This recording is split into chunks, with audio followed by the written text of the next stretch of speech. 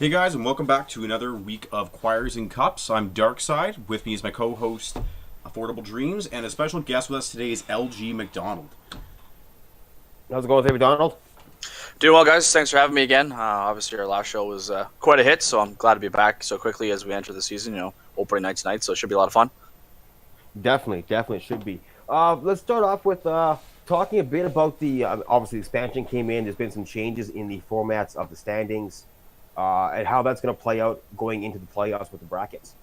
Yeah, no, that's a good question. So I'm actually working on some formatting, finalizing all the rules as the season rolls in tonight. So all the managers will get probably a PM tonight for myself, just explaining some changes in the rules as well as some updates to obviously standings and so on and so forth. So this season, we hit 18 ECHL teams, which is great. It allows us to kind of break the ECHL down into two divisions. So on the standings page, I believe it's ECHL Main, and the other one I can't remember the title off the top of my head. ECHL Main and ECHL East. Yes. East, there you go. So those are our two divisions. The format on the actual site itself needs to be updated, so bear with us. We'll get that hopefully done this week, so it'll actually be broken out into two conferences. So with 18 teams, it allows us to go two conferences, both of 9. So 9 and 9, and then we'll play out like the traditional top 8 teams make the playoffs per division, per conference, of course. And then from there, just the traditional. Yeah, basically. Yeah. And then it'll play out the exact same way with 1v8, 2v7, and so on and so forth. And then as they'll cross over in the actual finals. So the winner of the winner of the main, the winner of the Eastern will come together at the end, and that'll be who will be crowned the ECHL champion for that season. Perfect. Yeah, and so jumping into the Quebec Major Junior League, lots of change to the way they're actually structuring the QMJHL moving forward. So the nice thing is we have some images and some stuff that we can show you guys and we can explain. This stuff will be posted on the forums later on as well too, just as a reference. So let me try my best to explain this again, and we can go through it. So the Quebec Major Junior League still maintains its 18-team league. It's going to be broken down into two divisions, but the divisions are going to be 10 and 8. The reason why they're 10 and 8, I believe, is because obviously the distance they have to travel in real life is really far. So they've grouped them into 10 and 8. So how it's going to play out is the top 16 teams in the league will make the playoffs. As an example, if the two, Team 18 and Team 17 are both in the same conference that only has 8 teams, the lowest 2 teams in the standings that are in the other conference will then move across to the Western Division to keep the playoffs 8 and 8. And then obviously if there's 2 teams that the 2 lowest teams are actually from the conference that has 10 teams and they're eliminated, that'll remain, there'll be no change, no swap over. And if we run into a situation where we have 1 and 1, so we have 1 Eastern and 1 Western team, then the lowest seed team on the conference with 10 will move over to the Western seed team. So once again, we can remain 8 and 8. That's how it's going to basically play out. Then what happens is we get into this traditional round 1 is 1v8, 2v7, so on and so forth. Second round of the playoffs is then highest seed team versus lowest seed team, and then the 2 remaining teams. That gets us through the second round. When we get into the third round, it gets a little bit wonky again. So the third round will be kind of the final 4. So there'll be 2 teams from the East, 2 teams from the West. Those teams then are reseeded based on their seasonal standings, and then it goes through the traditional 1v4, 2v3. That's how that plays out. So it'll be cross-conference, and it could be blended, it could be mixed. And then obviously after that, the 2 final teams will then compete for the Quebec Major Junior League Finals. Winner goes to the Memorial Cup. Perfect. So that's Sounds some good. good changes. It's good to see it moving forward, kind of like the real formats in the Real Hockey League, which is nice. Yeah, the nice thing too is the playoff tool we have on the website that we've had for close to 10 years is designed for a 64 team bracket. So this is the first time we were able to actually have a full 64 team bracket. So it's going to look really, really nice how it all plays out on the site when the playoffs come. So I'm actually really looking forward to how it all plays out and develops. So it should be a good season. Provides a lot of opportunity for a lot of teams, majority of the teams to make the playoffs and continue their season on. So I'm pretty excited about all that. Expansion offers a lot of great things for the website. Obviously, we're bringing in additional playing time, right? Just there's a lot of guys that are coming to LG that want to play and want an opportunity to, get on the ice. So adding more teams gives us that opportunity then to allow for these players to play, right? So I'm super happy with the expansion of the season. And then the more we can bring new players in on our side as owners and GMs, the more it's going to be able to expand. I do believe there's still 12 teams still missing from the ECHL, I believe. 10. 10. Yeah, I was gonna say. I think it's 28 10? total, right? That's Yeah. 28. Yeah. I think it's 28 Yeah. total. Yeah, so 10, yeah. So yeah, we're close, hopefully right? by So no. 2020. Yeah, you know what? The way that everything plays out every season, obviously there's a lot of factors and stuff. Bringing in new managers can be a challenge for us. So we have to make sure that they're up to par. So they understand how to run a team, do it properly. They don't run into issues and keep the league competitive. But over the last 5 or 6 years, as we progress through seasons, so like from the fall season to like now we're in the winter season and then jump into summer season that was coming up, right? As we continue through the duration of a game, the sign-up numbers tend to actually increase per sign-up, and summer season actually tends to be quite a large sign-up number in comparison to what the first season was when the game comes out. So, fingers crossed we can maintain that. I think we went into bidding with like 3,500 players. So if we can maintain around that number and maybe slightly higher, adding 10 additional teams doesn't seem to be too daunting as we move into the future. So we'll see. Yeah, definitely looking forward to that. It'd be nice to get everything in here and get a full expansion complete and have good competition for years to come. No, of course, that'd be wicked for sure. That's definitely the goal. Is there any new rule changes coming in this year?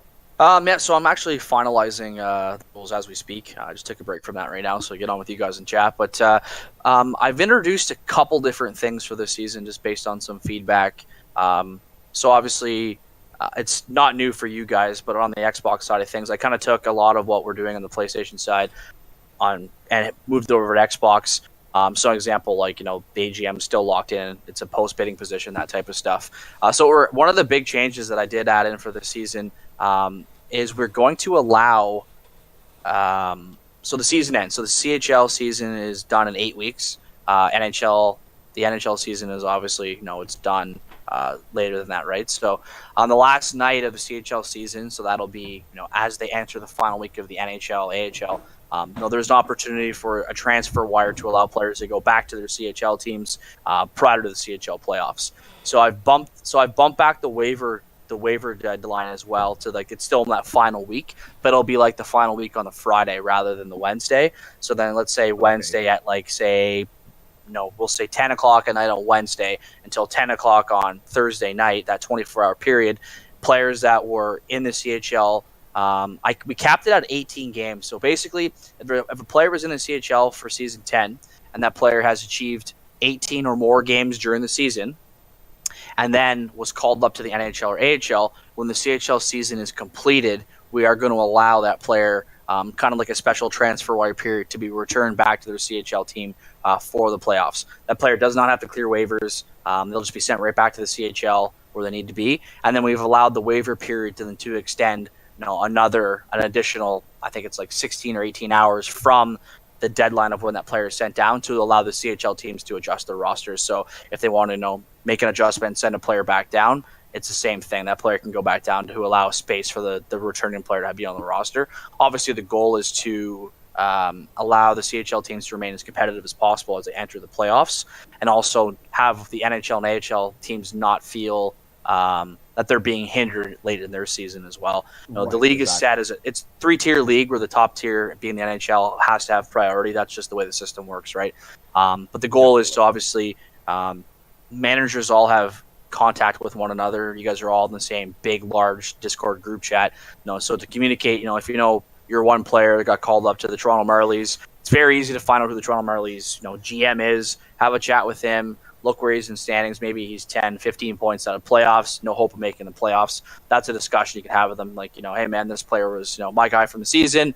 I really could use him for my playoff push. Is there any way you can send him back to me? And like I said, as long as he meets the criteria that's going to be outlined in the Constitution, which will be 18 games, which is approximately 6 weeks, then there'll be no issue for that player to be returned back to the CHL. So that was something that the CHL's wanted for a little while in regards to just to have their guys back. It does suck for a player going from, say, a contending CHL team called up late in the season to an AHL team that just needs players to fill in. That's also going to be accompanied with just kind of more understanding of how the ECU rules work. At the NHL and AHL level, every season we always offer an opportunity to add exceptions to the rules. So, a player can ECU up to 10 times in a season. But, if a team is out of the playoffs and they're having issues with forfeits and players showing up, there's we offer those players exception. So they can use their ECU players above the 10 seasonal max just to get through the season and prevent forfeits. So allowing those things to happen and educating the managers at the higher tier that these are your options. We're hoping that maybe we can eliminate some, teams that are out of the playoffs calling up guys because they feel that's their only option. There's a difference, and there's an AHL team that's on the bubble. Maybe they're 4 points out. They're trying to make the playoffs. Trying to battle, right? Yeah. Their goalie just quit. The goalie that's on their training camp is your goalie. He's the best option they have. So they're bringing him up because they need him, right? So that's a little bit of a different situation. So we're going to try our best to, kind of accommodate everyone best as possible, really get a feel for how this rule is going to affect the community, and hopefully we can add just a little bit more fairness and balance. So that's kind of the goal of that for this season. Perfect. And now the 18 games, does that include for goalies as well? Because goalies can play their 18 games in a matter of 3 weeks. Yeah, you know what? 18 is I think it's 75% roughly of what a season of a player, right? So I haven't really done the math yet on what it would be for a goalie, but yeah, there's something we can look at. 18 is pretty small for a goalie, like you said, right? It could be up to 6 weeks. So it's something I could look at as well too. That maybe the goalie number will be different than the player number. It's something that I'll have to obviously put to paper in the next few hours. But yeah, no, it's definitely something to look at as well. So that's kind of what we're hoping for and going with as we move into the season to once again add some flexibility and allow you guys to manage your teams, but also to perhaps overcome some things that maybe were issues in past seasons. It's really shitty when you hear teams always say they go into the playoffs and they lost one of the best players to a late season call up, and then that player sends me umpteen million messages saying, "Hey man, this isn't fair," blah blah blah. And I do agree to some degree that it's a really shitty situation for that player, but at the same time, dead last has no chance. Why would you call the exactly? And but at the same time, we are still trying to keep balance with the 3 tiers, and obviously we show priority to the higher tiers. It's just the way it has to work. That's just the way the pyramid is. In the real world, it is. Yeah, that's just the way it is, right? So we have to offer some sort of things to make the higher tiers a little bit more appealing to be in, to simulate as best as possible as them being the highest tier leagues for those reasons. So that's kind of what we're trying to accomplish. Okay, perfect. And I guess one more, it's kind of a question I'm pretty sure the answer is going to be a no to, but I'm going to throw it out there anyways.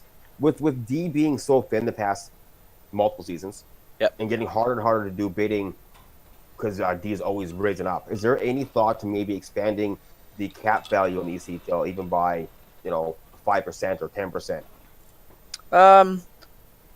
So cap expansion, all of it tends to be relative, in all honesty. Like, if I add $10 million, that just means a guy that was $4 million overpaid is now going to be $6 million overpaid, right? That's like true. I have found with my experience with bidding is we've adjusted the bidding rates, not a lot in the recent years because it's kind of set where it is right now, but in the past we have adjusted it. Like, I remember when I first got into this, I think close to 10 years ago, the NHL salary cap was 60 million as an example, right? Like, so we've adjusted. Yeah, and we ran into issues too where it's like it was 60 million and then like guys are like, an average player was 8 million, right? So it wasn't as friendly and easy to deal with as it is currently. So we definitely need to look at something in order to help bring more defense to the league. It's also another reason why too, like you guys are going to see, like we're going to open up training camp positional changes again to allow a guy that signs up late and he's like, you know what, I like to play center, and he signs up and he's like, man, I'm stuck on a training camp. Well, if that guy can play defense and wants to make a roster, it's going to be very clear. It's going to be very clear in the post this year that you have an option to change to defense. So you should do so in order to get a better chance to play. And, once you get known, people know who you are, play some club, meet some friends, maybe next season is a season you can make your debut at forward, and which is your true position. But, in order to, as we go through the growing pains of expansion, which tends to be obviously sad numbers, what tends to be defenseman is a big one, obviously, right?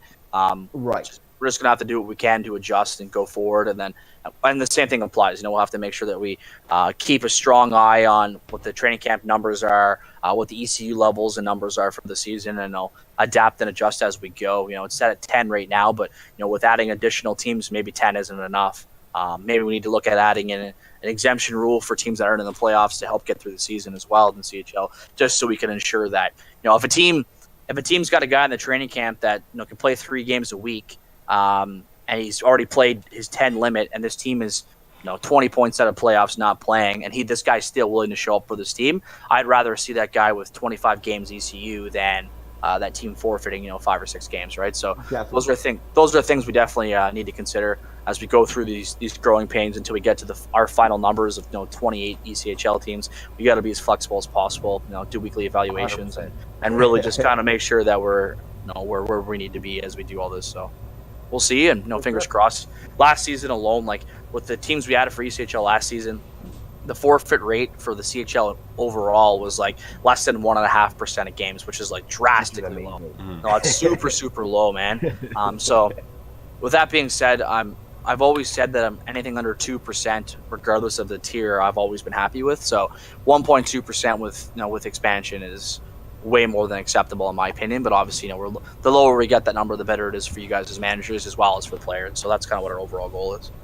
100%. Yeah, I think my question was going to be next was about the the forfeit numbers, but you already answered that. But yeah, last year, I mean, I've been here since season 1, and last year was probably the least amount of force of the season. I was like, wow, like, and even with the expansion, everyone having trouble with the expansion, hard. It went fine, it went smooth. It was amazing. And the other thing too to keep in mind is like the system that I use to pull up like forfeit number percentages, that doesn't separate like if your team forfeits tonight, or staff goes in and overturns a game because of a violation, there's no that doesn't separate in the tools at all. Like it just looks as a forfeit's a forfeit. So in that less than 1.5% of games that are forfeit, there are games in there that were overturned due to violations, which in my opinion, like if we could separate it'd be great, but we don't. But those aren't really true forfeits, right? Because both teams showed up. Exactly. Just one team just made a mistake that led to a game being overturned. So I think it was 1.35% of games being forfeit. It's probably closer to 1%, maybe slightly less than 1%, depending on what the violations were, right? So that's another thing to keep in mind too. I think how things went last season went extremely well. So I'm looking forward to how this season goes as we continue to grow, expand, and bring people to the league. And yeah, no, definitely, I'm excited for all this for sure. Right. Yeah. Exactly. That's good. All good stuff. I don't think I have anything else for you. Do you have anything else, Dark? No, I mean, that touched on pretty much all the bases. And just to be clear, to reiterate, you may have already covered this. The training camp positional change you're referring to is specifically for players in their, I believe, with 5 games played or less. Yes, that's exactly how I had it last year. I have less than 5 games played. It's just, what we get a lot of new people that come to LG that sign up for the season stuff, get assigned to a team, and go like, well, why am I playing center when I'm a goalie? And it's like, well, dude, it's because you picked the wrong position when you signed up. Yeah. It happens all the time, right? But so in order for us to be able to correct those issues as well as, that's kind of what we're looking for, right? So yeah, right on. Now that's pretty much it for me. Anything else you wanted to say of the league or any shoutouts? Yeah, well, record-breaking night, obviously. So I think we're going live. I posted on Twitter today. We're going live with, I think it was. Hang on, let me pull my numbers up here quick. But yeah, so basically tonight is the first night of the Esports Hockey League, $2,000 event that we're putting on, sponsored by Space Esports, right? So adding in that additional numbers and those additional teams have actually brought us to kind of record-breaking numbers for games that we're playing. So I'll give you a quick example of what we posted today for numbers. So basically tonight, there'll be 382 LG games, 6-on-6, with 4,584 players in play.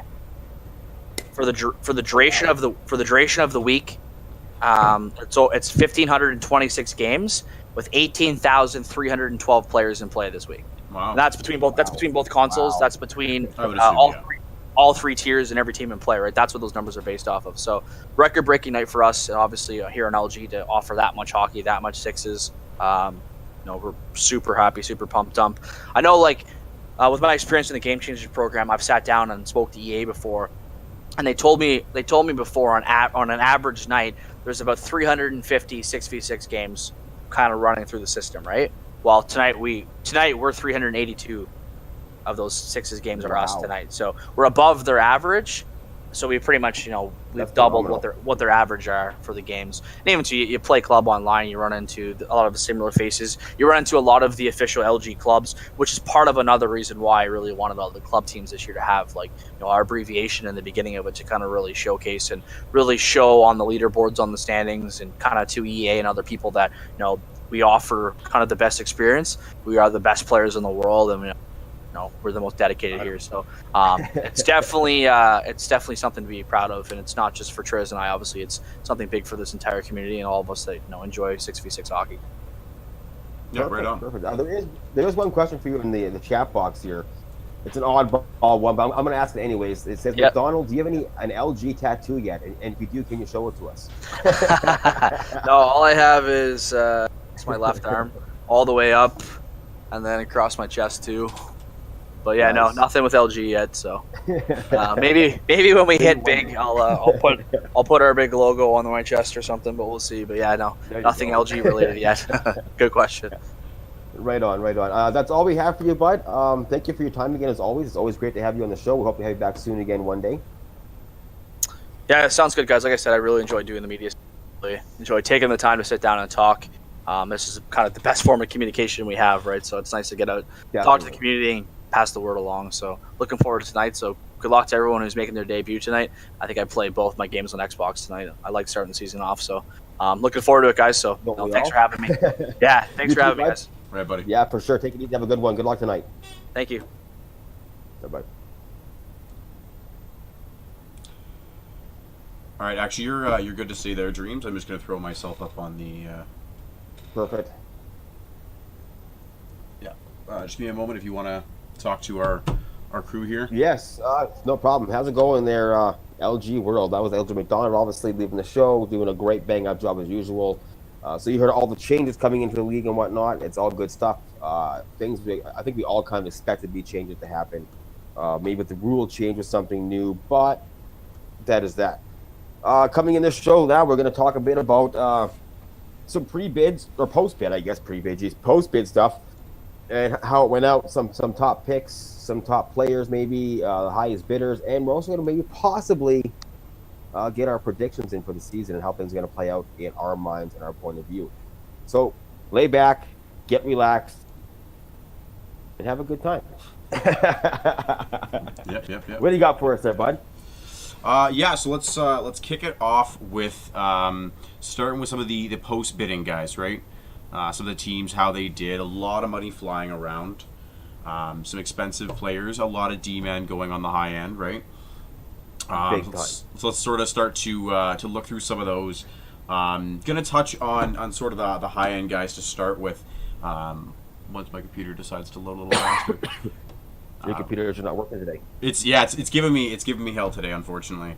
I think it's everyone's, man. Mine had issues today too. I was like, "What's going on? Like, is some kind of technology fail go happen or what?" Yeah, Y2K was about 19 years off.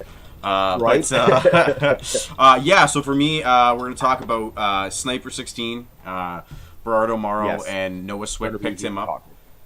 Yeah, so he went for $7.75 million this season, signed up as a right winger.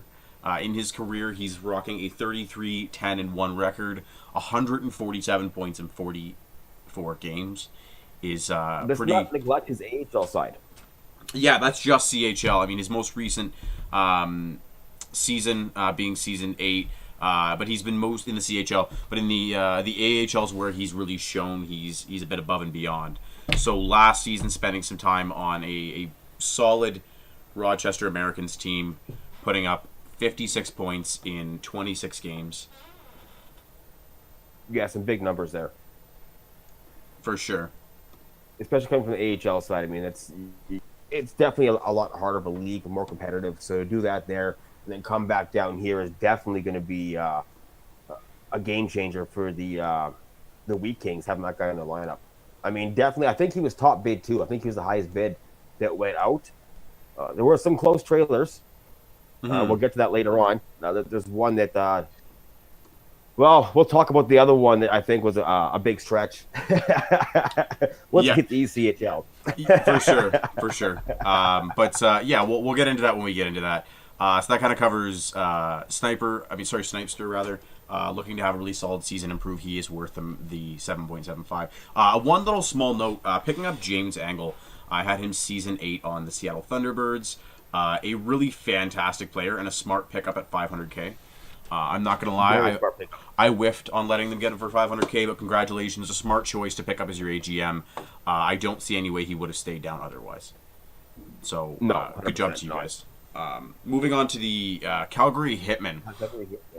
Now, I believe the most expensive player they got was Petrie 13, a prospect left defenseman, for $4.5 million.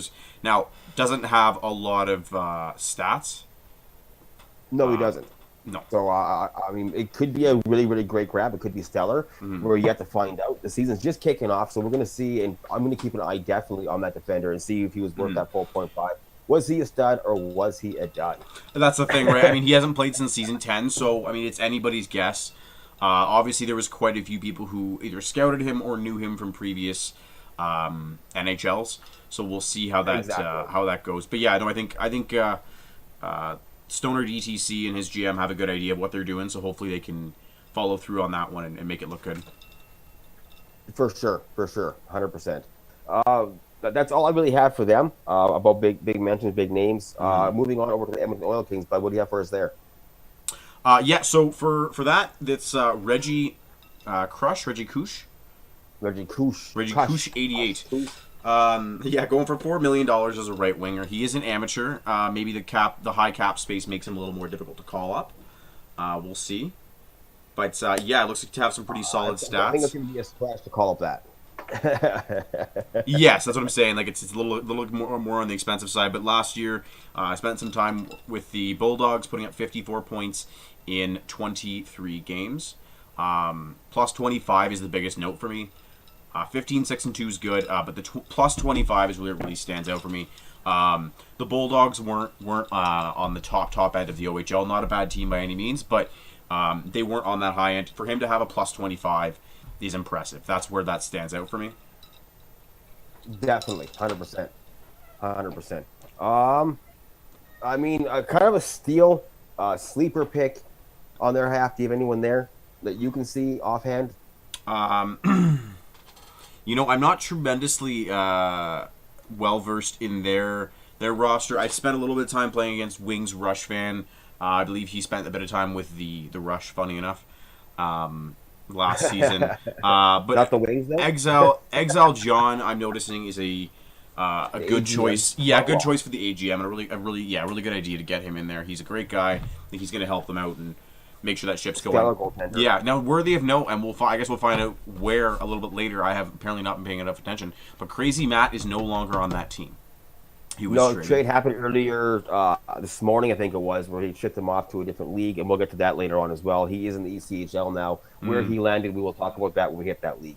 To me, the one sleeper at 1.5 there is Gilly Boy 20. He's definitely a strong center.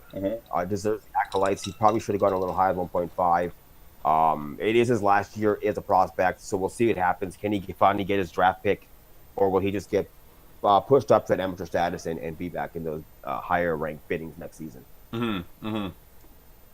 For sure. Anyone else you want to talk about on there? Yeah. Moving forward, buddy. On to the Silver Tips. Yeah, so on the Silver Tips, got Dallas coming in as their AGM, 500K veteran. Maybe that was a threat to call up, so it could be a really smart move on that end. But their main guy for the most expensive, I believe, is Wadden. Wadden, yes. If I'm not mistaken. Left wing veteran, randomly assigned, which means he did sign up after AHL bidding. So he's basically a lockdown here that cannot be moved up. Yeah, exactly. Now, a lot of money for a guy who hasn't played since Season 7, but he did have really strong stats Season 5, putting up 70 points, a 15-4-2 record with a plus 42. Now, it was a while ago, but hopefully he can keep that kind of hockey sense with him and carry that over to a different iteration of NHL. For sure, definitely. I noticed they also picked up Tommy All I Do Was Win at center at 1.5 as well. I've known Tommy since Season 1. He is a very strong center. to have very smart defensively, smart with the puck, knows how to finish, knows how to feed to somebody. So that's a really good grab. 1.5. The problem there is at 1.5 being a veteran with not the RA beside him. He is that call-up threat, and he could be easily taken away up to the AHL if he starts to really skyrocket down here again. Yeah, yeah, and that's the concern they're gonna have, right? I mean, again, he's not sitting on their AGM. They can't use him for the AGM, so we'll see how that pans out for them. Definitely. I mean, in my opinion, that would have been my AGM pick. I wouldn't have used someone who is a VRA who cannot be called up on the AGM. I would give somebody else, but maybe they have a better plan in store there anyway, so who knows. Let's move on. I got nothing else for you unless you have something else to go there. No, they were good with that. The Kamloops Blazers, the highest paid player there is a bunch of dashes D. Prospect left defenseman at $4.75 million is rather expensive.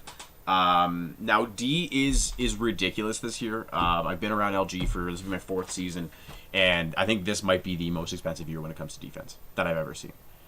It definitely has been a high defense bidding this season for sure. Yeah, a lot harder than last season. He did spend some time with the St. John's Sea Dogs last season. Helped them out in the playoffs, going 5-5-1 with 11 points. Okay. Again, not too much information on him, but I imagine there's something we're not seeing on his stat page that is showing up to other managers, because someone, or at least a couple teams, were likely in on this guy. Obviously. Yeah, they know more. They've played with this guy, and they go, you know what, this guy is solid. I will admit he won the President's Trophy with them, and he also got a banner for the conference championship. So congratulations to that guy, and hopefully he can carry over. Good on them. Yeah, the guy there to me sitting there that was not overly priced, but still up there at $3 million was Swan, another center I'm going to point out here. Swan had a stellar year last season, in a few games that he did play. Getting him at $3 million could be a huge pickup for them. It's going to depend who his wingers are and who they put with him. Yeah, that's sort of the big part of it, right? Yeah, it is. That's all I got for that one there for you. Yeah, that's good. Now moving on to the Kelowna Rockets. We had Smooth Dangles on this show. Know a little bit about him, right? You got to point out that Rockets, when you're playing, just don't pass to Smooth and you'll be fine. Yeah, that is the game plan, guys. And if you're on the opposite side of the ice, attack the Smooth Dangle side. If you're unsure, that's the left side. Right side if you're facing the other way. So now, in all seriousness, Asa Chiliano, by far and away their most expensive player, coming in at $5 million. Now, he is a fairly unknown player in LG. I believe this is going to be his first season. Short of his one... obviously known enough to get a $5 million bid. Yeah, and I imagine some people had to have known him outside of LG. I know I've seen his name on the leaderboards before, so I'm sure he's not bad, obviously. A lot of people wanted to put some money on him. He's played one preseason game, had 2 assists and a 7-0 win. Again, not too much on the stat side for him, but hopefully he can live up to that $5 million contract. That's the one thing, when you get a contract like that, you're on a different level. It's not like you're $500K. You got to kind of work towards keeping a certain level of play up. So hopefully he can maintain that. For sure, definitely. I don't see anything else really big to talk about. I mean, Matt Snow, obviously, I guess 500K prospect and a nice pickup. I played with Matt a few times in my history, and he's definitely a solid player to pick up on the center slot. His numbers, especially plus minus wise, don't show that, but hopefully this year he's on a team that can actually help pick that up and help him on the ice a little more than just himself trying to carry. Yeah, exactly. But yeah, that's pretty much all I had to say about the Kelowna Rockets. Like we said in the past, hopefully they can kind of break that curse of the Kelowna Rockets not being able to get over that hump. Hopefully this is the management core to do it, right? Hopefully. Let's move on to the Kootenay Ice and see what the Jamie and Razkul has done for these guys, along with their new AGM here.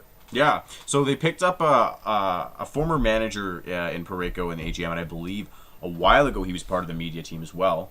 And I believe he used to be St. Louis or Bozak St. Louis, something like that it was, I believe. Yes.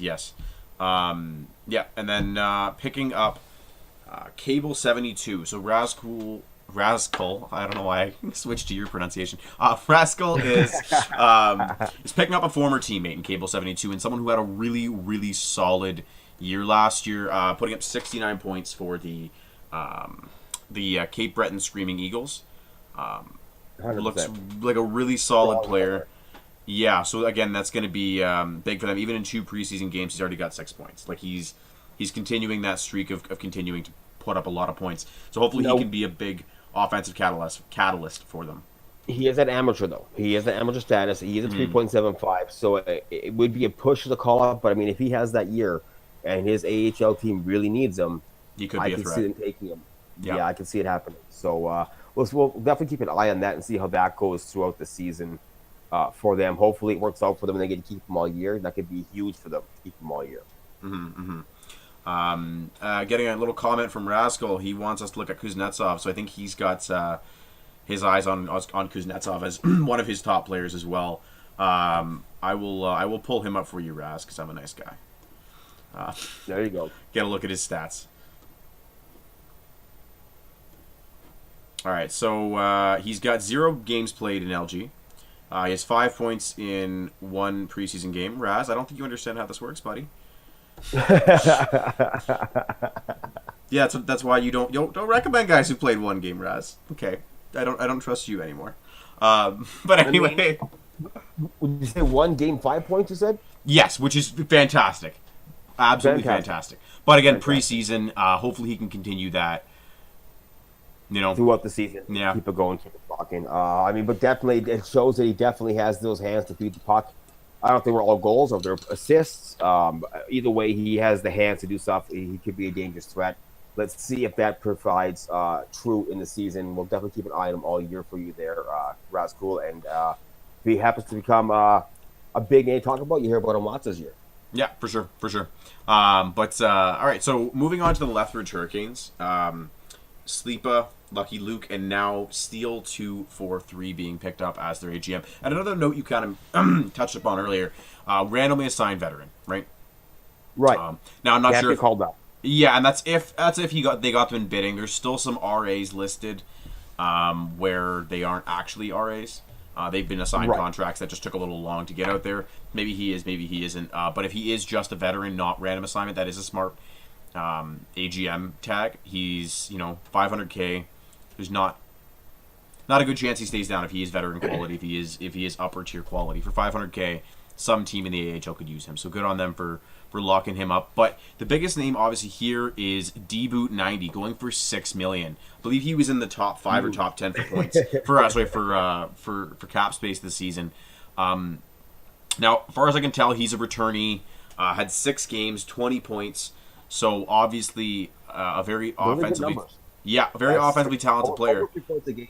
Yeah, but worthy of note in those 20 points in 7 games. But worthy of note in that is that he managed a -1 and a losing record on that. So it's one of 2 questions: is he a heavy offensive player who doesn't have that defensive side, or was it an issue of line mates last season? And that's where we're going to look to season 10 to see if that that was the issue. I mean, so far in 2 preseason games, 6 points plus 3, won both of them. If he keeps that going, he goes, you know what, guys, it was just last season. I did my best. Didn't work out. This is the year Watch for me me. shine this year. Exactly. Let me show you why they paid $6 million and why you should have been in on me as well. Yep, exactly. Yeah. Exactly. I got nothing else here for you. yeah, sure. Nothing All right. else. Cool. Move on to the So men's we got hat. Gremlin and Dirty Dog with the Medicine Hat Tigers. They've yet to assign an AGM, so we'll see what strategy they're taking. Maybe they plan on using their AGM tag as a last-minute call-up restriction. Maybe they're waiting for someone to step up as a good leader in the locker room and go for it a little bit later, but we'll see what happens there. One guy who did go quite expensive was Free, their right defenseman amateur at $4.25 million. Obviously quite expensive for any player. I mean, not the worst in terms of defenseman in cap space regard, but yeah, it's a lot of money for a guy. We'll see if he can live up to it. He is an amateur. Chance he gets called up. I mean, the 4.5 cuts that down a lot. I mean, yeah. To me, their big name to me, man. I'm going to get a free on you for a minute here. Is Bono, Bono Sorek. He's at 3.75, a little cheaper than Free, but I think he's the bigger name to talk about on this D line. Okay, okay. And I'm noticing they're on opposite sides. Maybe they're a D pair and one of the most wicked D pairs That in could be the huge. in the CHL. So we'll see how that goes. They also grabbed Naive Mhm. Realism. It's 750K amateur status. To me, if this guy does what I know he can do with the puck and puts up numbers that he can, he is going to be called up, and they're going to. Yeah, that's the big concern, right? I believe that was he was he wasn't called up last season. I thought he was. He was on the Toledo Walleye last season. But yeah, had a really good year. Gave us fits over on the wings. So I mean, glad to see him go over the W. Not gonna lie. Exactly. But yeah, no, that is a good player to have. But yeah, watch out for that call up risk, right? That's where it gets a little scary. 100%. But yeah, 100%. that's sort of my notes for them. Me too. Let's move on to the Moose Jaw Warriors. Yeah.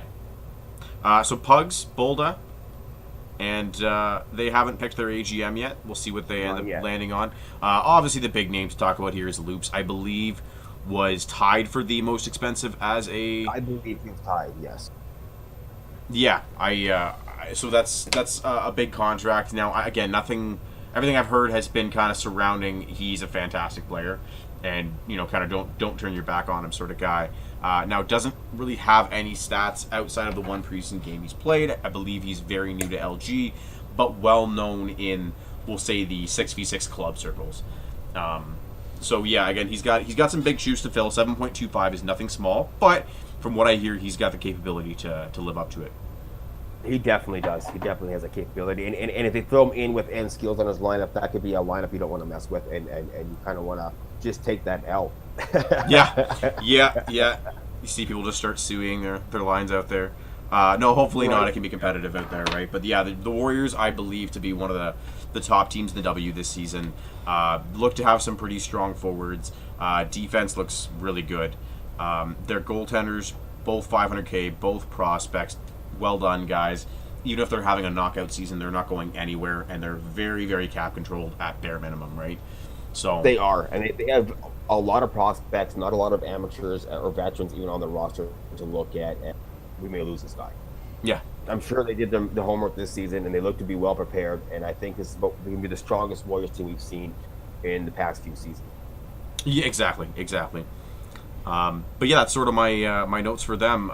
Care to take us over to the Portland Winterhawks? Winterhawks, definitely with Guru Greg returning once again, bringing in Fonzo Man 90 is the GM, and if I'm not mistaken, they do not have an AGM yet. No, they That's don't. not- Not yet. do not. Okay, perfect. Coming here, I mean, a big returnee for them coming in on their bidding thing. To me, to talk about maybe not top bid, but I think the big name for them is Hollowise coming back to them at left wing at 2.5 million. He was a huge part of their season last year, and they happen to win him back again this year in bidding. So I'm curious to see how he does this year. Can he continue his reign of dominancy on this team? For sure. A worthy note for me is Nordet too. Got to kind of touch on it. Former Kalamazoo Yes. wing last season. Really great guy. Wants to help anyone he can whenever he gets the chance. Actually, part of the media team doing some of the French translations for the magazine now. He's going to be a bit of a wild card, just because I do know he's been having some issues with his network connections, having some laggy games. If he can get that sorted out, he can be a fantastic player for them. But if that could be huge persists, for them. but if it persists throughout the season, that can cause some issues, definitely. 100%. And hopefully it's fixed for him now. I haven't actually talked to or played in a couple days, so I don't know how it's been going for him. Hopefully it's going better. Yeah. Like you said, a great guy and a great mention to bring up. But that's all I really got for these guys. I got nothing else to really talk about as far as like hidden secrets. They may have more to tell us that we don't see, but for myself, off the top, I don't see that big name otherwise standing up.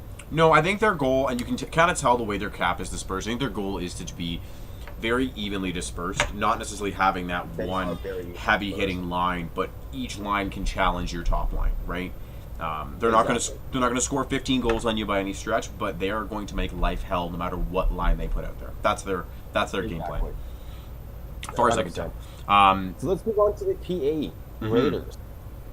Coming in here again, I want to do a quick little shout out mention to the GM and owner here, Spence 3409 and Charlie Biscuit 12. They are running their own local radio station every Friday called the what's it called again? Shoot, the S&B Productions Yes. local radio station.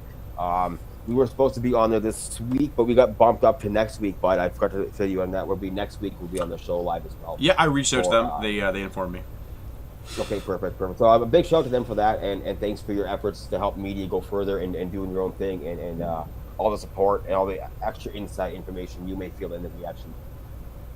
Yeah, for sure.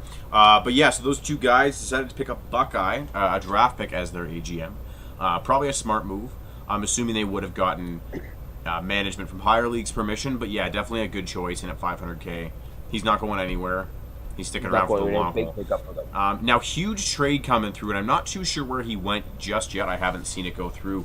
But I believe it was Insane Cheat Code has been moved from this team. I believe he's now on the waiver wire. Oh, Yes. okay. Fair He's enough. on the waiver wire. Okay, yeah, so interesting there. Yeah, thanks, Sped. Yeah, he says he is waived. So yeah, that's a big one. Definitely. I mean, It is to go from a $5.75 million guy that you fought for in bidding to waiving. That just puts a red flag in my eyes of what happened, why, what did he do to cause that to happen. It's kind of a flag in my mind. So let's see how that plays out.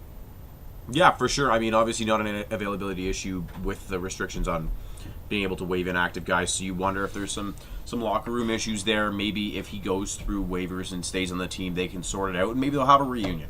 We'll see what happens in the long term, right? But yeah, with a guy who got a lot of points last season, we'll see how that goes. For sure, definitely, 100%. Again, back to the AGM, that's a smart pick. They did acquire him in a trade this week as well for Buckeyes, and they immediately made him that AGM. So very, very smart and bold move by them to do that. Yeah, for sure. Little note, I think you're going to be interested in this one. New Feeling QC ended up here on a $2.5 million contract. Solid goalie, and I imagine a great player. And being that he's an amateur, I don't see it being a risk of that salary for a goaltender. I think he'll be here all season, but he definitely deserves to be on a strong team, and I think he's going to help them bring that lift to this team. I think they have a good chance at a strong team. Yeah, for sure. That's all I got for these guys, though. Same here, man. Let's move forward and march on to the Prince George Cougars. So I used to live near Prince George. Great little place.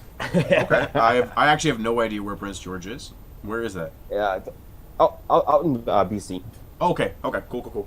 I am Canadian. I just apparently suck at geography. Yeah. I just travel with my thumbs, eh? yeah, exactly. Yeah, so NBA 2K, BR, and now with the addition of Bad Girl QC getting picked up and bidding at $3.25 million. Last season, I believe, you have had around 75 points on your Wichita Thunder, if I'm not mistaken. Yes, you did. Yeah. Highly. Now locked in as AGM. Yep. So there no worries on call-ups. She does have management experience from last season, so let's see if she can carry that over. Wichita obviously having at least an okay season last year, and hopefully they can. Yeah, we're subpar. Yeah, I mean, all right, nothing to sneeze at, right? That's a big note there. Kind of picking up a fair amount of your former players. Looking at Howie Morenz, 6, a big guy for you. They just acquired him in a trade this morning, I believe, as well, bringing him over here. So looks like she's kind of Bad Girls to bring back some familiar faces from last year to try and maybe rebuild some of that. Yeah, for sure. That's an interesting tactic. And I believe she was actually their most expensive bid, if I'm not reading something wrong here. So they went. Noteworthy bid would be Kachuk 07, definitely 2.5. Could be the steal for them of the bid for themselves. Not the steal a bid overall, but steal just for themselves. Yeah, for sure. At a prospect, he's not going anywhere, so hopefully he can, be a big impact player on that team.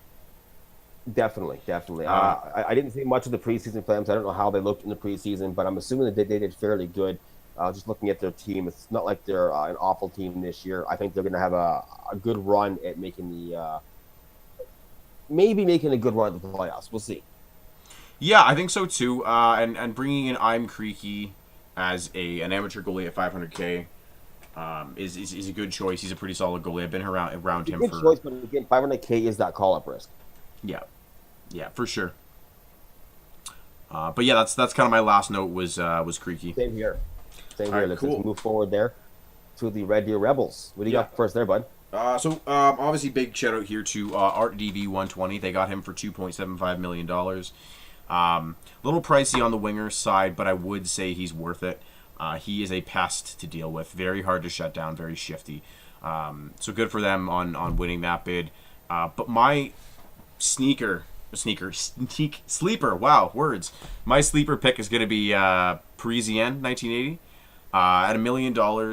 He is an amateur, threat to be called up. But you look at his stats, and my God, he looks like a really good player. They seem to be kind of stacking up on that left hand side.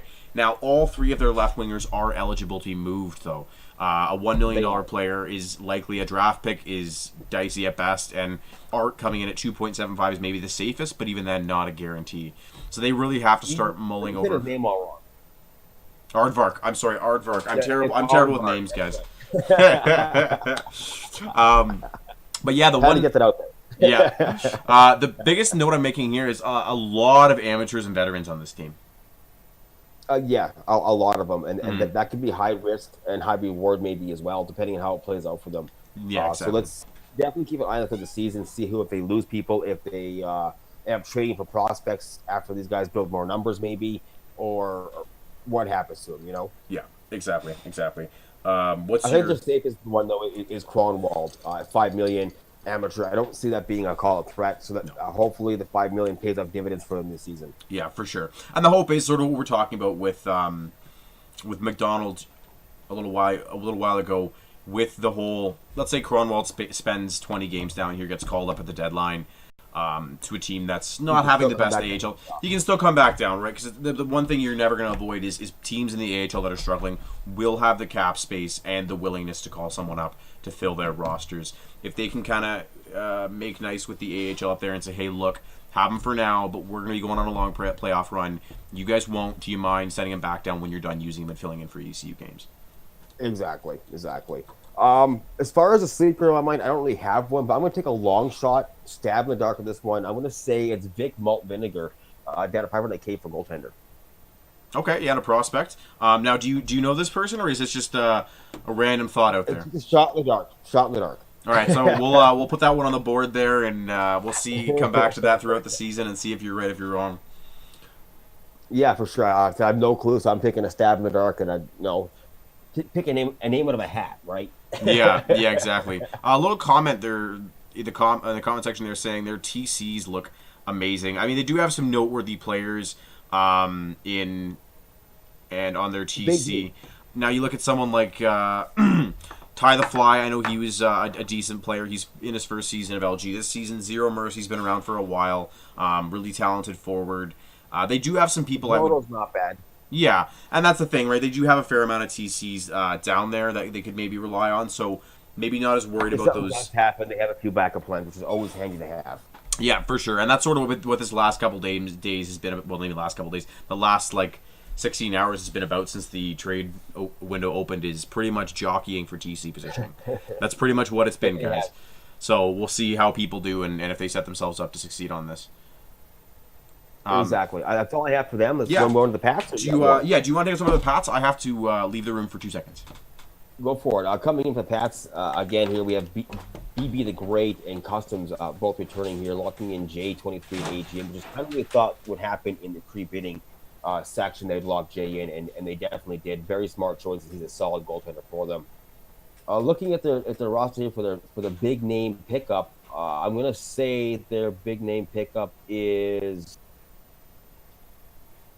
Bar Y Dar B. I don't know if I said it right. If I didn't, I apologize. He came in at $3 million, a prospect. So obviously they had to know more about him coming in, and other teams did too to hit $3 million. I don't see being a one bid at $3 million. That'd be kind of hectic. So I'm assuming we'll see big things coming out of him. I'm excited to watch that and see how it goes along. Paying 4.25, actually, I was wrong. Elevator as a veteran. That to me, that's a big dollar sign to put on Elevator. He's had a couple of shaky seasons. He's not overly all a bad player. I definitely think he's worth some kind of money, but 4.25 to me is a bit of a reach. Hopefully this year he proves me wrong, comes out and says, you know what, take this foot, put it in your mouth because I just proved you wrong on 4.2. Yeah, Elevator, I had him season 8 on Seattle. Really nice guy. A solid shutdown guy. I don't know if he can be the 4.25 he's been bid up to, but again, I haven't played with him in a full season. Same here. So I will give him the benefit of the doubt. I'm sure you touched on Mysterious and Shambi as players. No, I kind of talked about Bar Y Darb. Bar Yarb. Bar Yarb. Bar. Again, another player Yeah. who was on my season 8 Seattle team getting picked up. Actually, this is the #1 reunion tour for season 8 Seattle. Both Shambi and Mysterious were on that team, as well as Bar and Elevator. So interesting from my perspective. But yeah, Mysterious and Shambi are both good pickups at relatively low costs. I don't know if Shambi's a likely AHL call-up. Same deal with Mysterious, but both fantastic players, both very smart, and have built-in chemistry. 100%. Mr. Eos, I believe, was in the ECHL last season, coming here now 2.5. I believe he was what? He's the owner or GM last year? I forget. I'm sorry, JB. He was, I believe he was with the Guelph Storm. Was it? No, that's OJ. I'm spacing. That I'm not sure.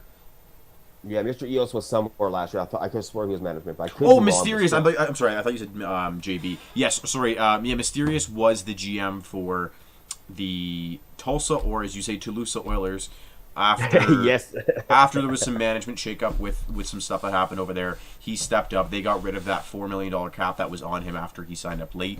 They were able to get him knocked down to a $0 contract, which is obviously a big win for them for a player of his caliber. definitely is. But that's all I have there to talk about, really, man. If you want to push us on to the Blades, unless you have more to say, then feel free. I would like to comment on the comment about my house being on fire. No, the only thing smoking is me. But I appreciate your concern. I would miss me too if I died. That's sort of my last comment on the Regina Pats. Moving on to the Saskatoon Blades, where Dirty Noof and Ant G13 are running that team. $6.75 million on a man named Esther 19. And Esther's been around for a long time. I know Esther was part of that season 8 Tri-City Americans playoff run, the Cinderella story in season 8 there. He was part of that, and I played lots of games, and he's a very solid center, but to me, he's not worth 6.5. I think that's or 6.75, sorry. I think it's a huge reach, and that may come back to bite him later on. Yeah, I think that's where you pay a premium for we'll call them quote-unquote brand name players, guys that are well-known, right? So again, exactly. Like you said, his record isn't anything killer. 37, 27, and 6 is nothing bad, don't get me wrong. It's not absolutely killer, but the 156 points in 70 games is pretty solid. It is. He's a very solid player. He's a center that you don't want to leave alone in front of that net because he will clean that garbage up. He will absolutely scoop it up. He's the garbage man. I used to call him the garbage man. And so the garbage man is back at 6.75, but I still think it's a reach 6.75. But we'll see, does it pay dividends or not, because he really is not a bad player. No, and it depends on what they built around him, right? Maybe that was that final piece, and they were like, we have the cap space, we've built a core of cheaper guys. Right? Yeah, we've built a cheaper core, and he doesn't need to be a $6.5 million player. I just need him on my team. He's that last piece I needed. I need my Thomas Holmstrom garbage man coming out here and cleaning up the messes. The other big bid they had there that was on defense is NYG 12227 or 227. 1227, yeah. Yeah. So, I mean, that's another big one. I don't know much about the guy. He is an amateur. I don't know much about him, but, I mean, obviously enough to put 4.5 on. Hopefully he shows that he's worth that 4.5 and he wears that leadership on the defensive side, with a blazing lit fire on his chest, Yeah, for sure. And then one of the biggest pickups I see here on the board is Kota Chota. Really fantastic goalie. Yes. Getting him at 750, and I don't know how he slipped through bidding so cheap. One of the top goalies in the CHL, and making him in the AGM locks him down, because at 750K, I can't imagine an AHL team that wouldn't need him. Right, exactly. Very smart lockdown, very smart choice on their behalf. I'm excited to see what the Blades do this season, and if they can return their march in the playoff run as they did last season. Yeah. I think they made it last season, or did they fall short? They made it. I'm pretty sure they did. I believe they did, yes. All right, well, that's all I have. Do you have anything else for this team, or do you want to move forward? Let's keep on rolling here with the Seattle Thunderbirds, Leister and Hobson 56. Leister is returning. I believe Hobson is the new GM. We kind of talked about that. They've not picked up an AGM yet. Their biggest contract I see here is Get German. He's a really solid defenseman. Spent his season. Their biggest would actually be Dan Cope, center. Oh, you are correct. We'll start with him then. So Den Cope, really, really strong centerman. A veteran, but at 5.25, not a likely call-up risk. I don't see him going up to No, the... he should be locked pretty good. He should be. I mean, obviously, there's teams that are hurting and that might need some strong center depth. But again, that's an option for an AGM, right? But yeah, no, a good pickup. We'll see if he can live up to that 5.25 cap, and picking up Clutch Duster as well. A bit more of a sneaky pick there as a really solid I centerman. believe he was on the return. Don't forget. Oh, you are correct. Yep. But I mean, to me, he's a smart player, very, very strong center. To me, that's my AGM lock. I mean, down, he's probably the easiest, biggest risk to go up. Yeah. Yeah, sort of back to Get German with the $4 million contract Yes, down here. Really solid defenseman. Faced me in round 2 last season, Wings versus Walleye. Really good shutdown guy. Known him for a while. Won a gold medal with him in the World Juniors with Sweden. The only concern I have about German is I do know some AHL teams might have interest in him, and I do know he does have some connection issues, so we'll see if he can kind of work through that latter comment, if he can work through some of the issues he's having, and get that sorted out. Because if he can, he's a really solid defenseman. If he can't, it might be a tough spot where they have to fill in with a lot of ECUs.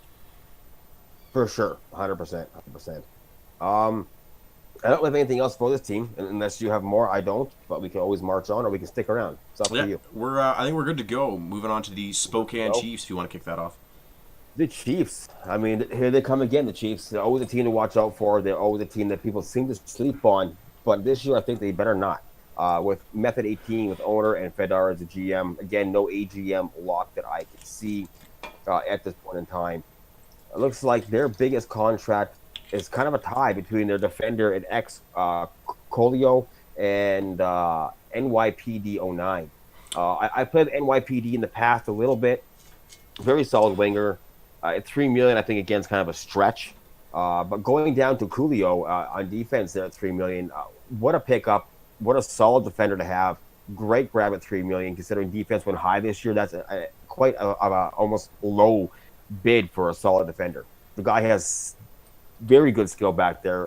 That's to me going to be their bid win pick of the season. Yeah, I agree. Just to kind of circle back there a little bit, I think their highest bid is Ripley 52, unless he's a returning player at 4.25. I could be. Yeah, you're right. You are correct. I could be wrong, but a prospect, so not a concern for a call up. They don't have to bother worrying about making him an AGM if they don't want to, or if they've got a better pick in mind. Yeah, I mean, I don't know too much about the guy. I believe he was the one in bidding this season, and that's his new 2-season contract started, I believe, because he has the 2-season 1R. So I mean, yeah, yes. So I believe that he's going to be strong for them. I believe this is his first season in LG, if I'm not mistaken, as well. It looks like it. Yeah, so I think he's going to be an interesting pick. Something I mean, to look obviously, out for. yeah, and especially since they want him back at a 2-season at 4.25, because 4.25 is expensive, especially It is. for a winger. So they obviously see something in him where, you know what, I think he So can go hopefully he from. comes out and puts that all-star appearance up. Yeah, and then everyone goes, shit, I wish he wasn't a 2-season because he's 4.25, and I would like to get him for.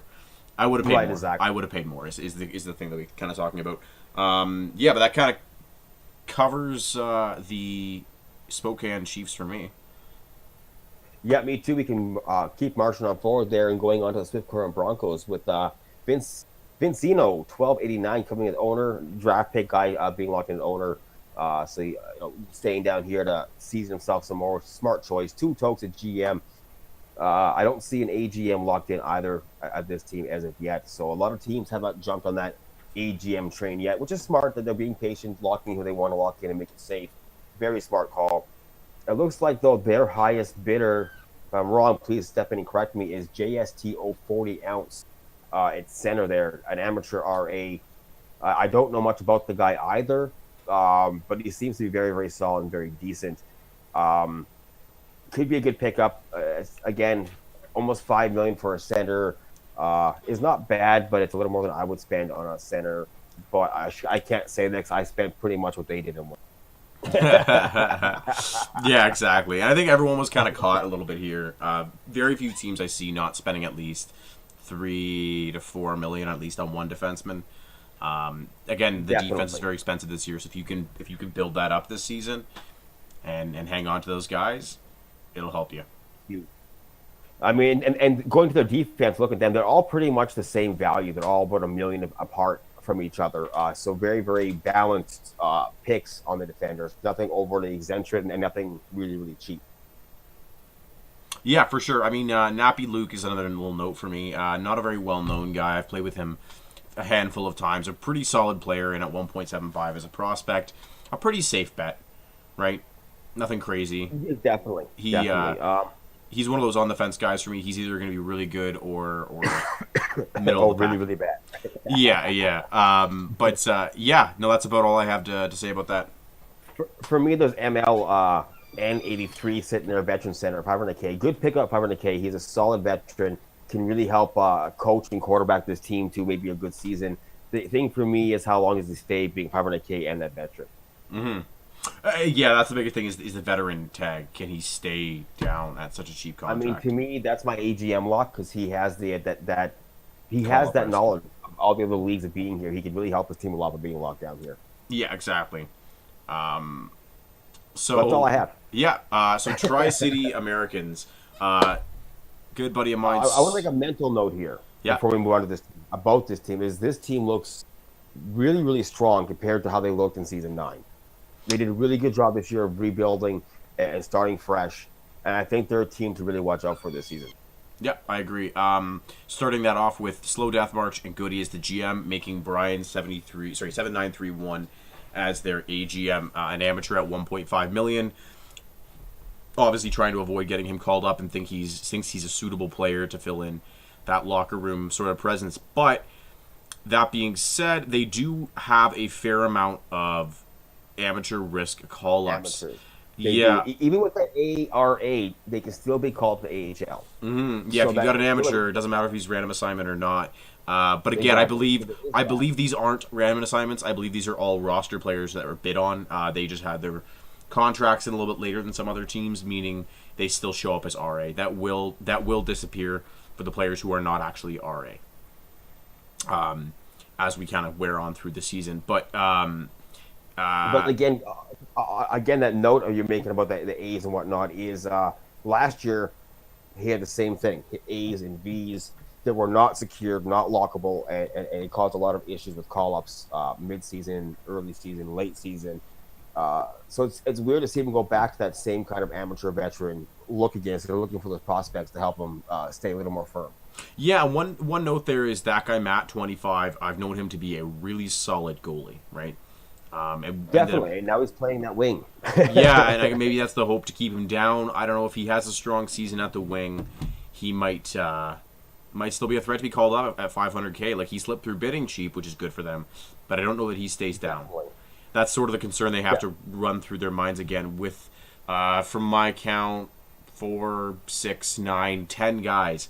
Over half their roster are not locked up. 9 guys, one of them being the AGM. But yeah, 10 A or V, 9 of which can be called up. So kind of a scary boat to be in. But, I mean, Slow Death March is experienced. We'll see how he handles it. We'll see how he builds up his TC guys and how involved they are. And are they able to fill in and keep that train rolling? For sure, definitely. The highest pick here, though, is at Pud 61er. Yeah. It's 3.25 a prospect. I don't know, again, much about the guy. So hopefully this is a guy they're having faith in to kind of build around for the season and be their kind of go-to guy that's going to help carry a line, hopefully, put up big numbers for them. Amongst from that, the one guy I think is a call-up risk sitting here looking at this list is T. Jarmy. I played T. Jarmy in the past, not always under my Dreams account, on my own account, No Skills Hockey. And he's a very solid defenseman, very handy to have, very smart with the puck. At 2.5, he could be that risk of losing up to the AHL. Agreed. Spent a bit of time with him on that Seattle team that I'm forever mentioning. He's actually a Hamilton boy, just like me. So shout out to nice. to Jeremy and the city of Hamilton. But yeah, no, really nice guy. They obviously decided to sign him to a 2-season contract to get him to stick around. So we'll see how that pans out for them. Outside of that, I don't see too much I have to talk about. Okay, perfect. All right. Neither do I guess. Let's go on from there. We're going to jump over to the Vancouver Giants with the big shoes of 6'9" to fill as the owner here, as this team has been a dominant force for 3 seasons in a row. 2 of them being led behind Ham, as we all know him as, a.k.a. Canadian Bacon 197. 6 filling these shoes, bringing GM Hockey John and AGM Noof 1991. To me, this team has a lot of weight in the shoulders to rebound and be the same strong team they have been for the past 3 seasons. But when I'm looking at the board here, of the highest bid guys, let's get into that. They have a tie from what I'm seeing between D-Bass at the prospect level on left D and SD2992 with a prospect as well, both at $4.25 million. I do not know a thing about any of these 2 guys. Okay. So if you have any information, please share. Yeah, sure. So I don't know too much about SD. Obviously, a few different teams got him in scouting or in club stuff kind of behind the scenes. But, yeah, obviously he must be a pretty solid defenseman to go for 4.25. SD also at 4.25. Now, I have played with him a little bit. I've known him to be more of a right winger. I don't know if that was a mistake in signups, but I'm sure they'll figure it out. Definitely. He's a really solid player. Him and Hockey John do have some history of playing together outside of LG, so I'm imagining that's why he picked him up. But he just does seem to be a pretty solid player. We'll see if he plays the left or the right side of the ice and see how it works out for him. One noteworthy guy for me on this is Stajan 25er. Going for $2.5 million as a defenseman. I believe he was on... I want to say he was on Kingston. Yeah, he was on Kingston last season as a left winger. So kind of switching opposite sides of the ice there. Spent a couple games with him in scouting. Pretty solid defenseman, but 2.5 and an amateur on defense is a risk to be called up. If he has any sort of numbers through a couple weeks, there might be some trades up in the AHL for his rights, and it could get dicey fast. It could easily get dicey pretty fast, so let's definitely see how it goes and plays out for them. And, yeah, that's all I got there for you, though, man. I got nothing else. Yeah, for sure. Moving on from the Vancouver Giants, we're switching down to the Victoria Royals with... Which is the last WHL team we're talking about today. Yep, this rounds out our WHL with Tone Carbone and Getz X Busy as the owner and GM tandem. No AGM decided as of yet. I can see a couple different guys who might be an option. One of which might be King Formless, a draft pick.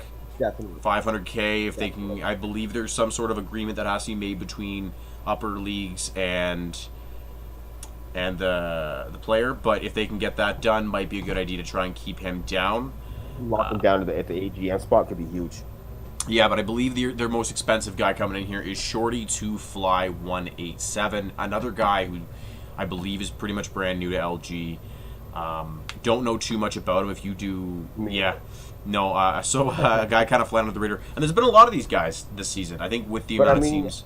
Within saying that, not knowing who he is, Tone Cabron and Gets Busy know their people. They know how to scout. They know how to pick people up. So there's something here we don't know, and we're going to find out. So I'll definitely be keeping an eye on Shorty throughout the weeks and seeing why he was worth 4.25. Yeah, exactly. But outside of that, another expensive contract with Max Leglore. I apologize. I think, yeah. Apologies for butchering your name. Max Leglore? Maybe, I don't know. I'm Maybe not French. sure. Yeah, we're gonna call you Max, bud. So Max. We're gonna call you Max. Yeah. Yeah. Max. Right. The prospect 3.75. Expensive, and again, I believe this is be his second season in LG. I remember seeing his name around. I've known him to be a pretty solid defenseman, but at 3.75, a little expensive. Hopefully, he can live up to that. Doesn't have to worry about, getting picked up. Right, for sure. Exactly. Yeah. I mean, for me, I'm looking at Trev Nasty at right D at 2.75. This guy is supposed to be one of the sickest hands of a defender down here in the league. I was in on him bidding for a little bit there, and I went a different direction afterwards. But he's a guy I'm going to watch out for all season long to see were the rumors true, was all the hype true. I want to find out. Yeah, for sure. And unable to bring back D. Higgs from last season, their really stellar goalie. They ended up going with a goalie named Buddha Dan 23, prospect of 2.75. Now, you and I both kind of agree on this in principle. 2.75 is a little bit steep for a goalie, probably more than you'd want to pay. Always. But they obviously saw something. They needed to have him. They feel like he can definitely steal some wins for them. So let's see how that works out for them. Definitely, 100%. All right, I got nothing else for you on them, though. Do you want to move on to the Barrie Colts, to our first QMJ League? Yeah. So we got God's Ninja 99 and Swift Axe 615 taking on this team, a veteran prospect combo. My extreme apologies. It's actually God's Ninja and Lamport 1 as the GM and owner combo, and the AGM being Swift Axe at 500K and a prospect. That's an interesting AGM pickup. League minimum prospect is your AGM, but maybe there's something behind the scenes where he's one of the best guys in the locker room. He's really good at coaching and keeping guys positive, and they just couldn't pass on the opportunity to give him a That's very possible. Very possible. I still think I would have gone with one of my amateurs, maybe Jedi Infidel, and give him the AGM. Even if it's just a tag. I mean, if you can say, look, man, we just want to lock you in. We don't want you to do any work. We don't need you to. Just wear the tag. Keep you secure. That would have been my road over a prospect. But, I mean, it is what it is. And here we are at this point. See what happens, I guess, right? Yeah, exactly. And again, Jedi Infidel, we'll talk about him. Huge contract last season, $4 million. I think, a lot of weight on his shoulders. Nice to see him go a little bit less, kind of get some of that weight taken off, hide in the shadows a little more. But yeah, like you said, I definitely player you'd want to consider putting as an AGM to avoid getting called up. Their big contract we haven't touched on yet. Two of them tied at Buck Towner's centerman, $5 million prospect, and Canadian Bacon won the other Bacon. Now, I am really curious. Did Barrie Colts think that was a different Canadian Bacon? It makes you wonder, right? Because, Bacon doesn't have a lot of stats. This Bacon, at least. Right. But, maybe we're missing something here, right? Maybe they played with him and went, holy shit, he's the best guy I've ever seen. That's very possible. We're going to find out this season, being at $5 million, was he worth it? Again, was he the stud or was he the dud, Yeah, exactly. The one name I'm going to point out, just because it has my real name into it, is The Queen 89. Yeah. Great name. I love it. But 500K 2 season lockup at a prospect. So there's something there. They wanted him back next season for sure. So they locked that in. So I'm curious to see if that was maybe their sleeper pick. Yeah, for sure. But outside of that, I don't see anything too crazy going on with the Barrie Colts. Me either. Holy cow, me either. Let's move on to the Erie Otters. Yeah, so B. Motley, Jake from State Farm, and now coming in as a new manager, CJC 22795 is their AGM. Playing on defense, $3.25 million amateur status, 2-season contract, the whole 9 yards. They gave him every tag they could, pretty much. Basically. But, a solid defenseman at 3.25, not on the crazier scale. Now, I think a couple seasons ago, even last season, we would have said, 3.25 is on the higher end. But you're seeing guys go in the 5s, the 6s, and you'll see later on 1 in the 7s. Right, exactly. So he's kind of on the middle to high end, as opposed to being on the expensive end for a defenseman. And outside of him, they've got Tancello 818, also $3 million as an amateur defenseman. Possible call-up risk if he is the solid defenseman that they're hoping he can be in terms of the cap they spent on him. 100%. Now, I do got to say, and I love this guy. It's not a shot at him, but I'm going to say it anyways. Jake from State Farm, you're too good to be in the CHL. Go Yeah. back to the age where you belong. All due respect, buddy. All due respect. I played against you a few times, and your hands are just, you don't belong here. Yeah, for sure. That's yeah. And then you've got finally rounding out their kind of top picks in terms of cap space is Black Hawks Hockey Yes. at $5.25 million. A right winger, a veteran. I imagine that $5 million cap's got to keep him down, right? I'm pretty sure unless he has 120 points in 6 weeks up, and they say, you know what, this guy's tearing it up. We're in a playoff push. We're calling him up. We'll send down $5 million. We don't care. That's the only way I see it happening. But it's going to be a hefty push to make that happen. Definitely. But I got nothing else there really for myself to talk about. I just had to take a shot over there at Jake. That's all I had for us. Yeah, for sure. Now, moving on here to the Flint Firebirds. Steelers fan coming back after, I believe, 1 season off from management, coming in with flesh-eating alien, a really, really solid player and a good GM pickup. We touched upon that earlier in the last week. We did. With Definitely did. with Light the Lamp as the AGM, a $3.25 million. What a smart lock. Mhm. I've known Light the Lamp since season 2 or maybe 3. Player has hands unlike any other, can bury a puck. His name says it all. He likes to light that lamp. He does it with ease sometimes. So, I mean, to lock him at AGM and at $3.25 million, that's a steal in my mind. That kind of puts a big radar on Flint in my eyes to watch what happens to this team with Light the Lamp sitting there. Yeah, and not to mention him being a 2-season contract, right? Making sure he comes That's back right. next season if they decide to be part of that organization still. My sleeper pick that maybe not a lot of people know is Draculus. Really, really solid player. I mean, like, scary offensively. His is the concern of lag. Has Definitely, lag yes. issues. So he's kind of got 2 modes. One is walking your team. The other one is licking the boards. So those are the 2 ends of the spectrum when it comes to him. He's either lagging out in the corner or he is tearing your defense a new one. So depending on which Draculus we see this season more consistently, I think really defines part of Flint's season. Definitely, well, 100%. 100%. I'm really excited to see how that does play out for them. I do know if they pick up Colin Ister, 500K prospect. The guy could be a steal at 500K. He was part of for a while anyway, season 8 67s on their Mem Cup run. I think he was traded at deadline away, but he was part of that big season they had. So I'm curious to see what he does now back over here and only at 500K. Yeah, exactly. And their big spend, and they really didn't have a huge one unless I'm glazing over it, is 3.5 Nimble Wits as a right defenseman prospect at 3.5. So they don't have any huge contracts.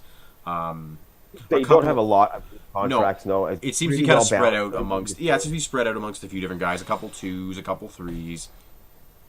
I mean, there's still 4.5 million cap space, so that was very good bidding on their behalf. Yeah, leaves them some I wiggle think room. they're going to be. Yeah, I think they're going to be another team that hits the playoffs again. I don't see them being the Flint we saw 3 seasons ago.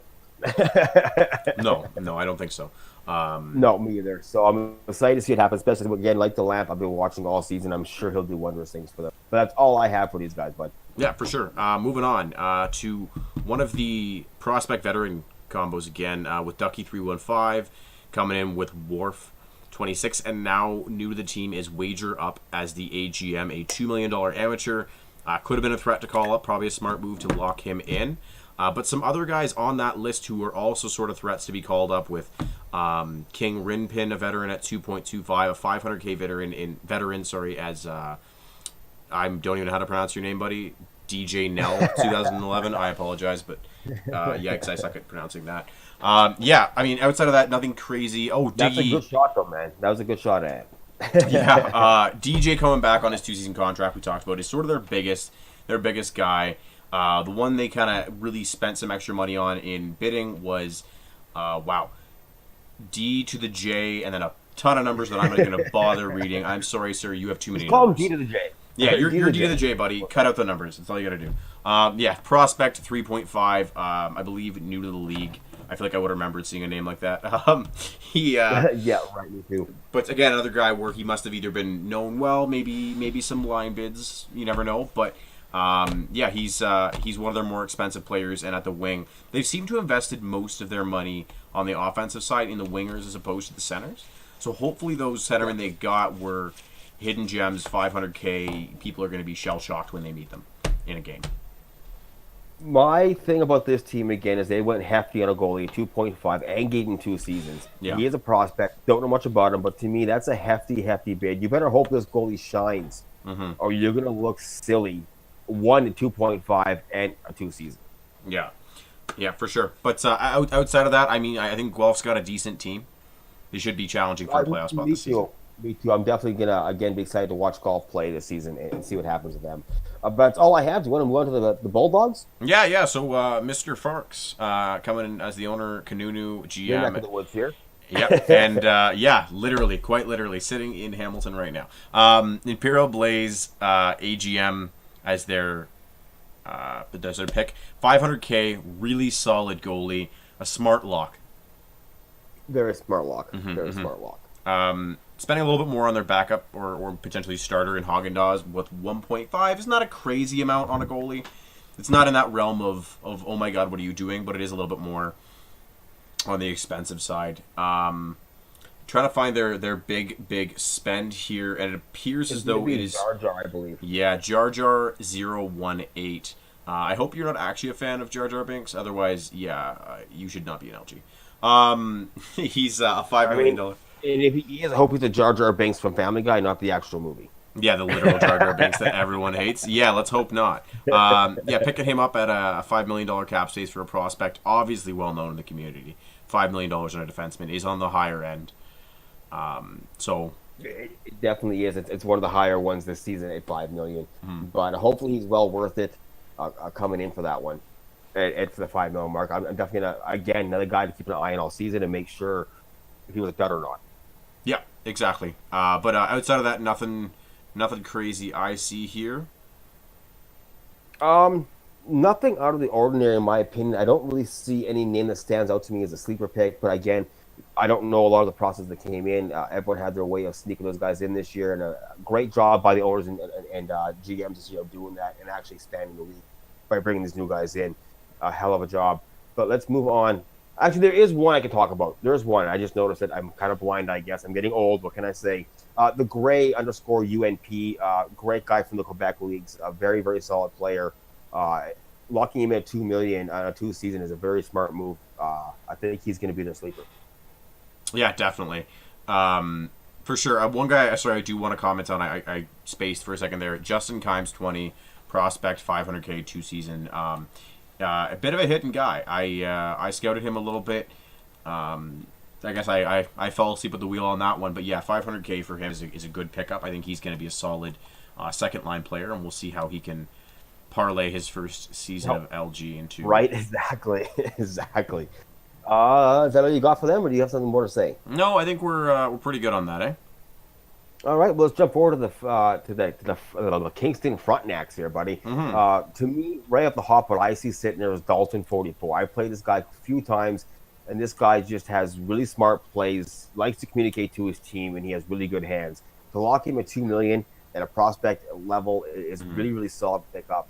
But obviously, it was not their highest pickup, so I'll let you talk about that. Yeah, and so I'm just going to circle back to Dalton. I believe he was a draft pick last season. He must have been released from his contract. Yeah. So I think he coming back down to prospect. Yeah, he slipped under the radar. Their highest player in bidding, I'll say specifically, is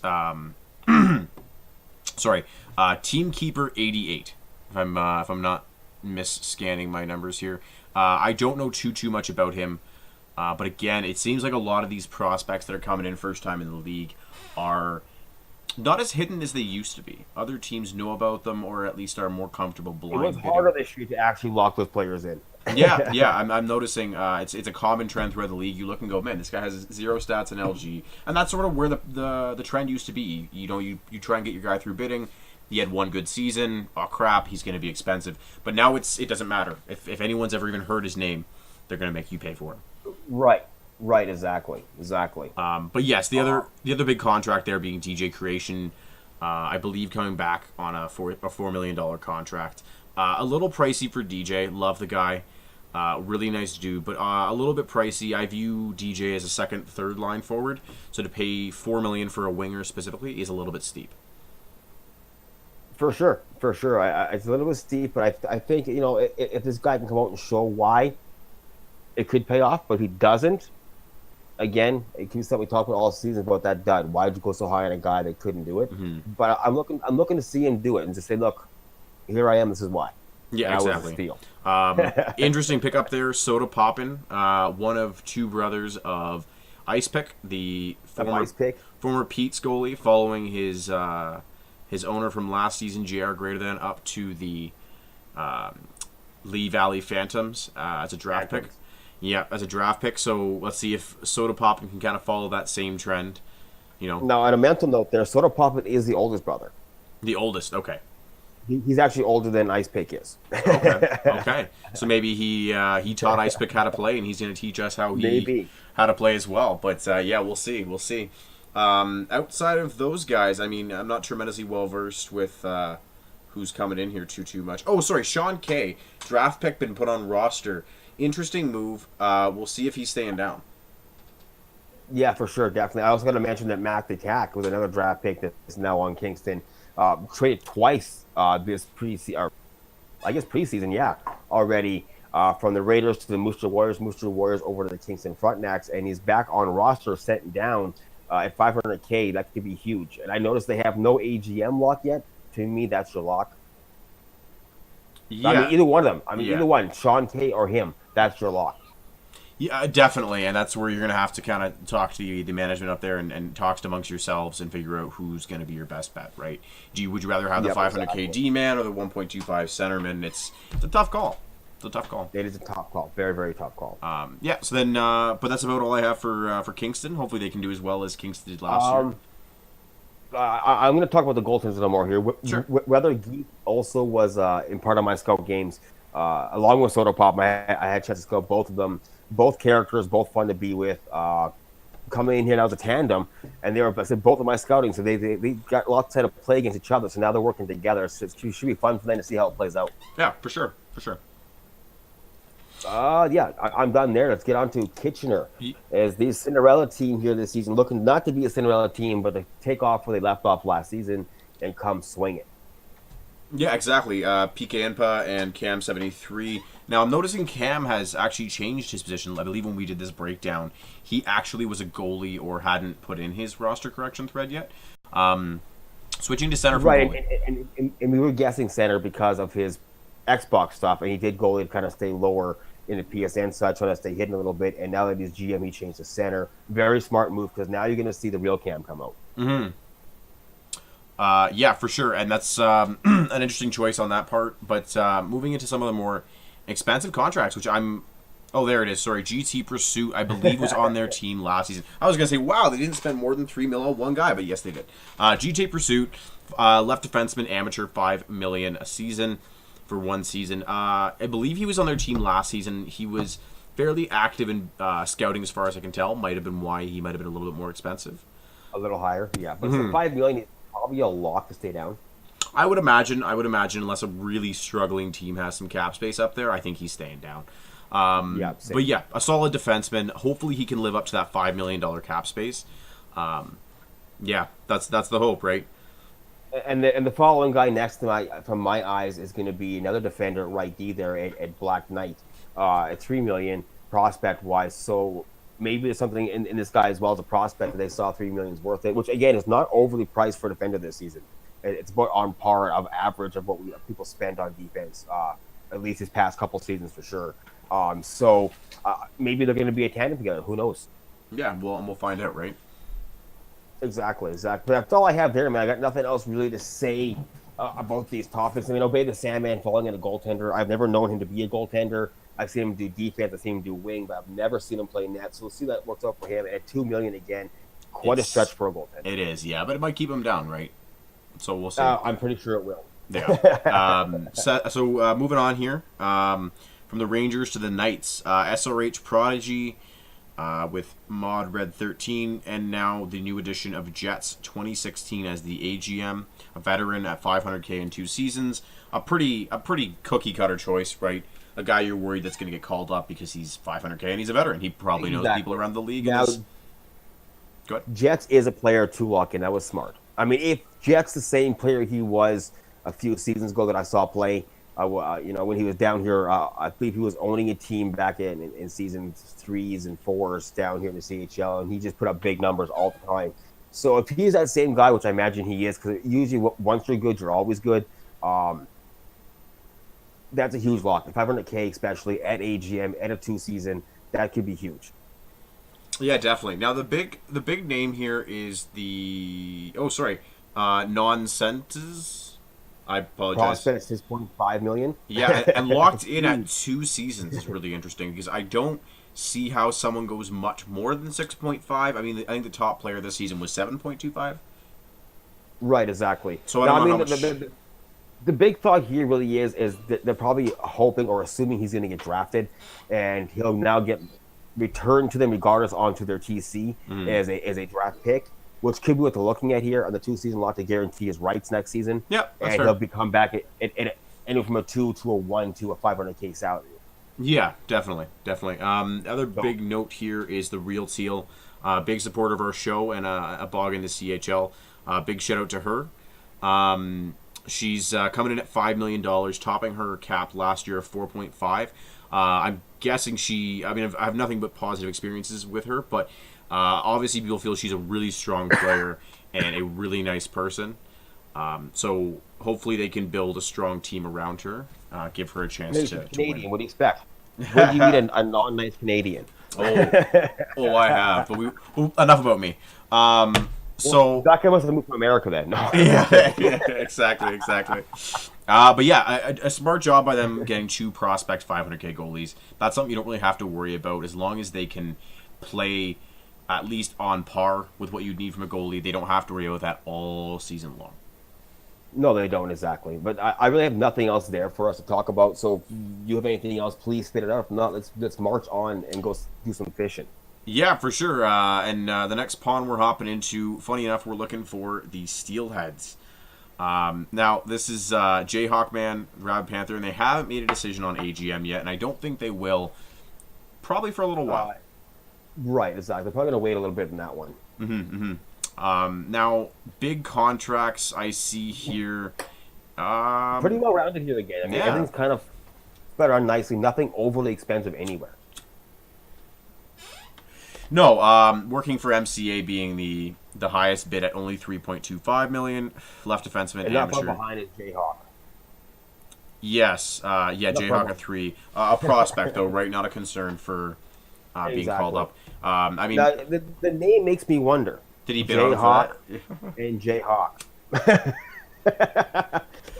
Yeah, and maybe you wonder if the reason he picked him up was for name reasons only, right? Right, exactly. I'm just Just trying to to give Jayhawk a hard time in personal reference. yeah, exactly. But hey, maybe he's trying to fake some teams Is out. that his second tag? You didn't hire too well. Yeah. No, the numbers are different. Hey, but maybe he's trying to fake him out. Hey guys, Jayhawk's on defense this game. Let's take it easy, and then boom, other Jayhawk comes out. Right, He's ready to kick your ass. So Exactly. interesting to see. But, Go ahead. I want to go back to that statement. On a real note, we all know Jayhawk's not like that. It's just I'm just taking a shot at him. Interesting on their side, 1.5 split between 2 goalies. Both. Which isn't bad. Yeah, it's not. No, it's not. The concern for me is they're both veteran amateur status. But the one is the VRA and cannot be called up. Again, I'm not sure that that's the case for him. I think he was bid on, and because of the timing of when their contracts were handed out, you can see all of these guys It would are already. depend on when he signed up. If he signed up after AHL bidding, then that will definitely stay for him. Yes, that is the caveat, right? So we'll see if that's the case, and that's where some updates with the roster page will be helpful coming into next season, where we can kind of talk about it a little more in depth. But for right now, we're left guessing to an extent. Bringing back Hello, It's Yellow, who I believe was his AGM last season. Maybe that's his plan again. Switching from defense to right wing. From what I could tell, they seem to love working together. So maybe that's someone they consider bringing back on as AGM. That's very possible. They had a really good time last year doing it together, and they had a really fun time. Being sort of the underdogs hitting playoffs, and then showing why they are the way they are, and why they are managed together, and why they are this legend team. Considering that they made a march in the playoffs and made a storm. You know what I mean? Yes, for sure. Now, Tarasenko is sorry, I jumped ahead. The Steelheads. Did you have anything else left for them? No, that's basically all there is for me on the steelheads. I'm gonna get my fishing pole out of that pond because there's no fish in that when it's dried up. Yeah, exactly. um, moving on to the Niagara Ice Dogs. Maybe the ice dog stole it all. yeah, exactly. We're going to the frozen ponds here. Now, Tarasenko coming back after taking over ownership last season, a really solid player and a good choice. We kind of talked about that through the previous week's show, but bringing in Retribution 87 as their new piece of management as the AGM, a right defenseman amateur on a one-season, $2 million contract. Probably a good choice, an amateur on a cheap contract, at least for defensemen. Sure. At least for defensemen, right? But the big spend for them here was, I believe, a former player of yours. No excuse, QC. Yeah, another ex-player of mine, but he was originally the Ice Dog last season, and we got him in that late trade, bringing over Max the Killer and Mage with no excuse QC, sending over God of Attack or God of Christ and Supsop. Yeah, so he was a late bring-in for the Thunder, but definitely well worth it. And now at 3.25, to me, is almost still a steal. This guy is lights out as defense. Yeah, for sure. Paying 4.75 is a little steep, but hopefully you can live up to it. Now, big note, obviously being Blaze is on fire. 3.75 as a prospect is actually fairly cheap considering how talented this player truly is.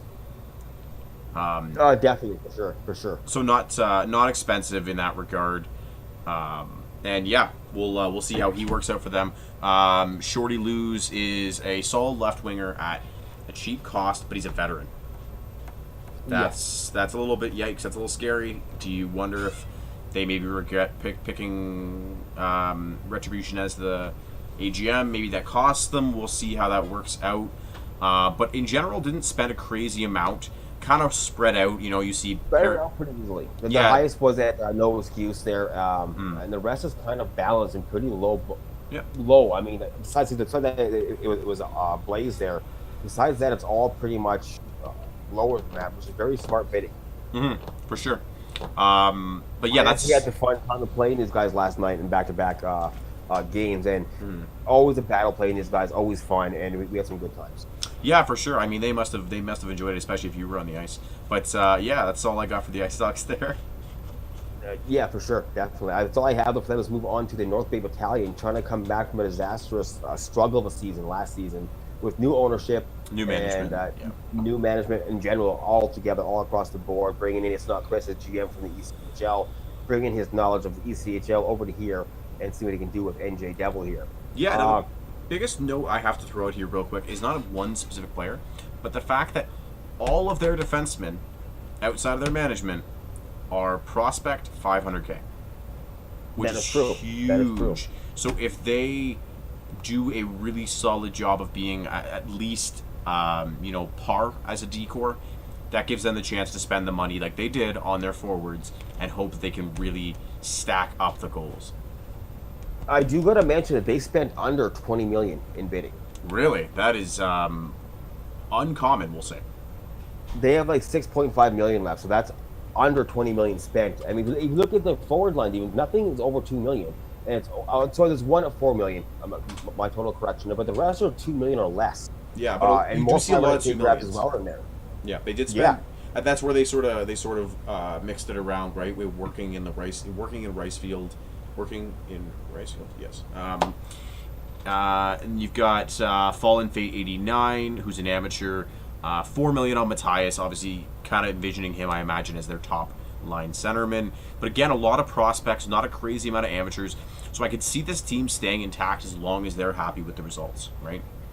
Same here. I think they did a really good job in bidding, and I'm excited to see what happens to them this season. Even their goaltender-wise, I mean, going $1 million on It's Your Boy Blue, not a horrible amount to spend on a goalie. It's still a little over my price, but I mean... Well, with 6.5 in cap space left, I mean, can you argue? Exactly. Yeah, exactly. I mean, like I said, I'm a $500K guy for goaltender, but my cap on a goalie would be 1.5, maybe 1-ish. So, I mean, it's not overly... expensive. No, it's nothing. It's nothing crazy. It's nothing crazy, and we will get into crazy later when it comes to goalies a bit later. Huge, right? Right, and Angle Dangle there, 500K is huge as well. To me, that might be my AGM tag Yeah. if he can perform the way I know he can. Yeah, I mean But that's that's all I have. yeah, that's about all I got. I don't know too many of you guys on this team. Sorry, Battalion, but hopefully you surprise me and make these guys a little more well known to us. And make us have something to talk about later on in the season.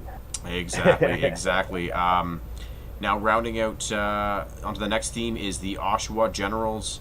Jevax, Sniz, two prospects, bringing in Dylan Bell's an amateur 500K as their AGM. lock. Probably a good idea. 500K amateur. Don't know if he stays For down. sure. No, me either. I will definitely. I mean, he guarantees him staying down, and he's a cheap price. Let's see if it was worth it. Does he have the skill to have that tag? I'm pretty sure he does, but they wouldn't have done it otherwise. No. I think these guys are a smart group of guys, and they're already shaking up that lineup a little bit. They've made a couple trades going into it, so we'll see if they kind of had some ideas coming out of bidding. Now, For sure. noteworthy is Heedless Gem coming over from the Huskies, finishing out his 2-season contract, prospect 500K. In a recent trade this week. Yep. Again, a lot of trades, guys. Apologies that we missed some of the trades you guys did. There were a shit ton. I only We're have not really following trades too much. Just the ones we actually happen to catch, we're kind of bringing up. Yeah, I think there's been probably we don't really close. deal with trades until trade deadline. That's when our deadline trade show really hits. Yeah. But we'll do our best we can to keep you up to date as we go along. Yeah, exactly. But Gredner coming in at a cheap contract considering last season, I want to say he was $5 million. Spent some time in the AHL in season 8, bit in season 9. Yeah, Gredner's a really solid centerman. Had a bit of a down year. Hopefully he can bounce back. I've known him to be really solid. Yeah, hopefully he can kind of bounce back. But their big contract coming in here, we got to talk about it, is Detroit 122, a centerman prospect. So they seem to have put their money into centerman and defense, which is the smart move.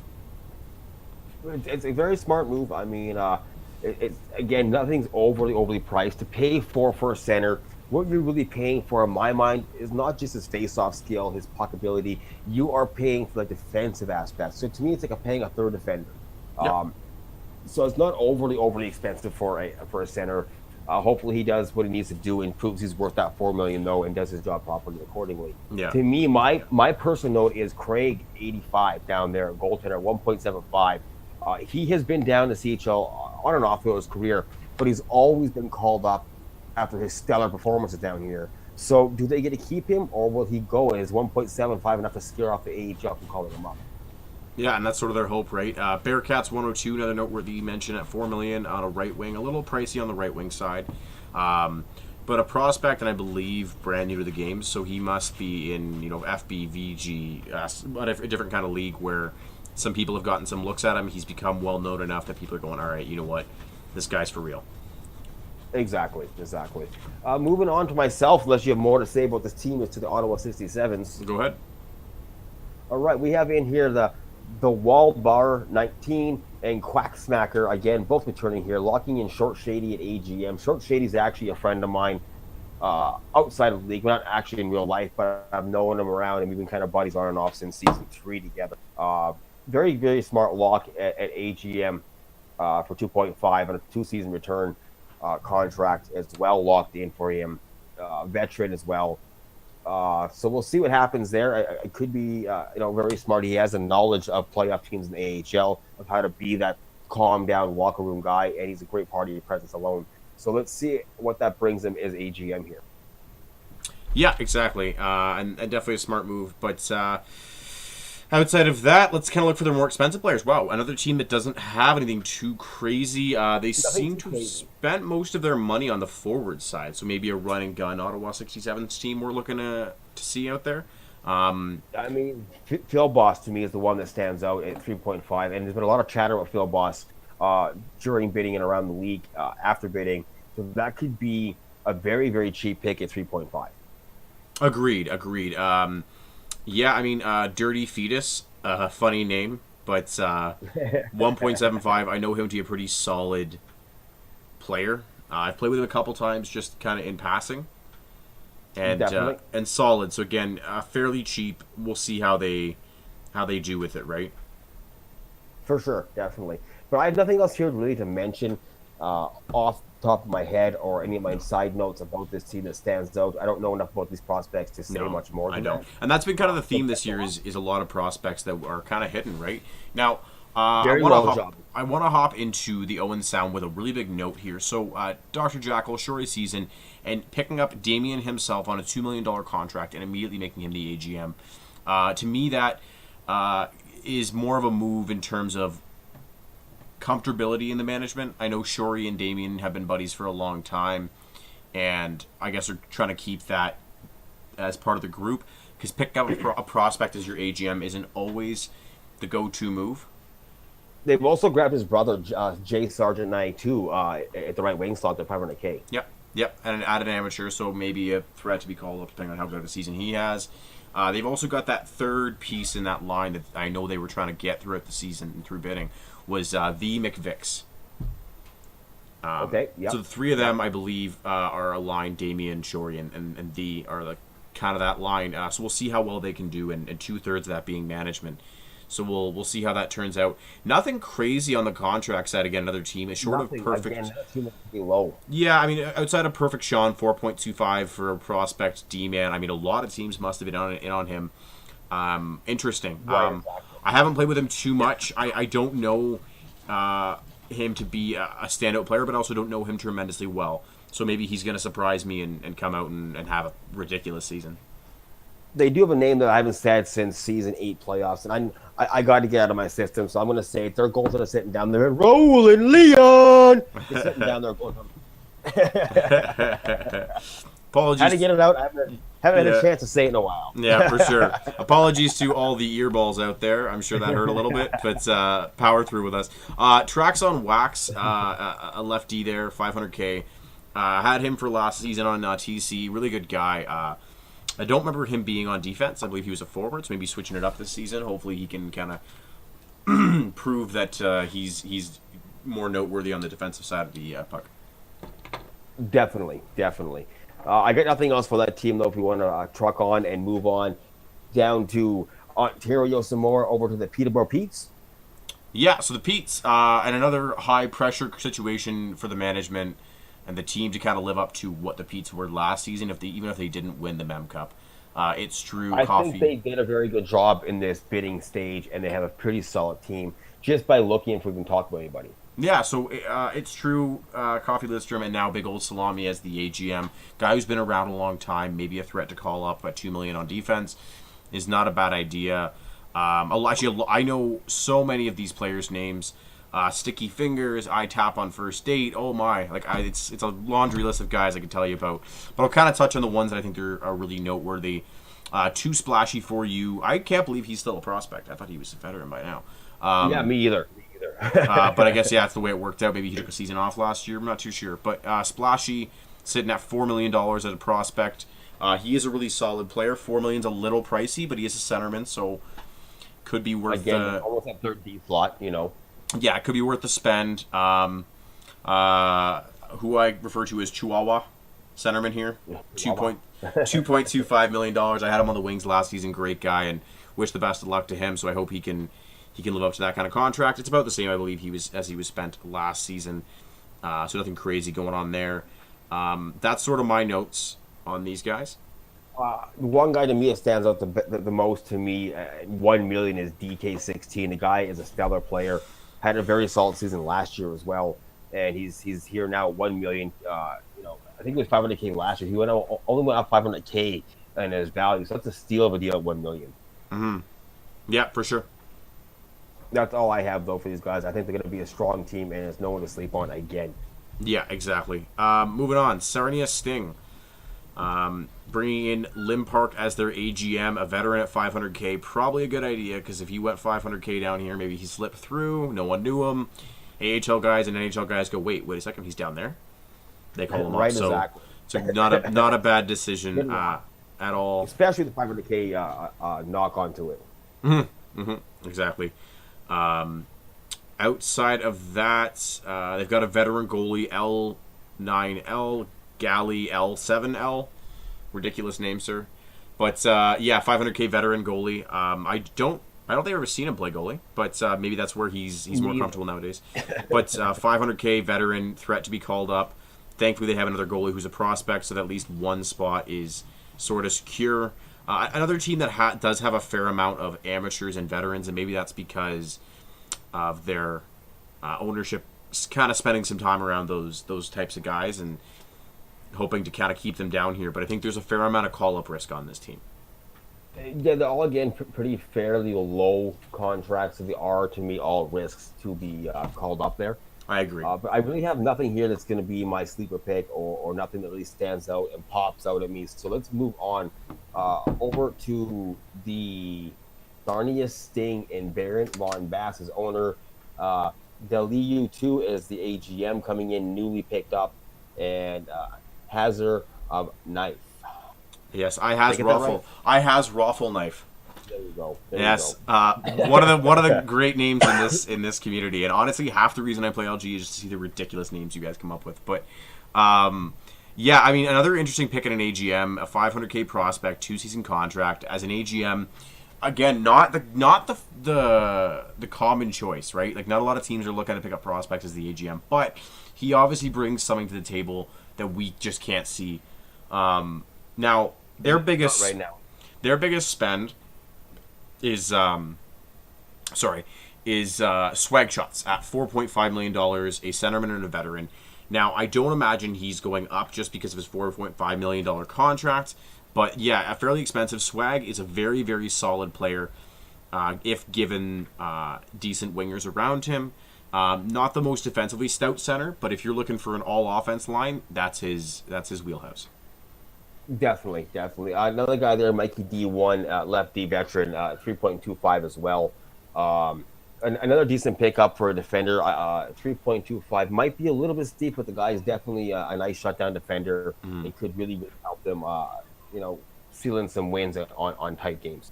Yeah, I would agree. Yeah, he's someone you want to pair with an offensively minded defenseman. To sort of get that tandem down, right? Like the Brian Rafalski to Nicholas Lidstrom kind of mentality. We'll see how they pair it up and how they do. Now, worthy of note on my screen right now, and I haven't updated in, an hour and 57 minutes. So bear with me, some of this might be wrong, but they are up a forward and down a D-man. I'm, looking at that here. Maybe it's changed since I've done it, but we'll see who they trade or waive or pick up or whatever the case might be. Exactly. But yeah, that's. Well, anything else? We go on to the Greyhounds here. Actually, sorry. One last note. Skipping back to them is sure. A Two Dogs 500K goalie, amateur, owner of the Everett Silvertips last year. Didn't have the greatest season. His team struggled a bit. Took a season off from ownership. Hopefully he can bounce back with this team, and hopefully they end up being pretty solid for him. Hopefully they do. We're definitely going to keep an eye on that as well, going through and see what happens out, early to mid to late season with these guys. Yeah, exactly.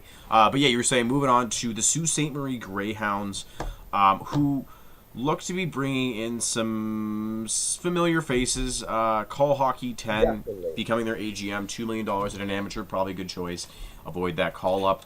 But noteworthy guy here for me is who I call Muchachos, the artist formerly known as Two Pump Jump, the owner of the Portland Winterhawks in, I believe, season 8 was the last time he was there.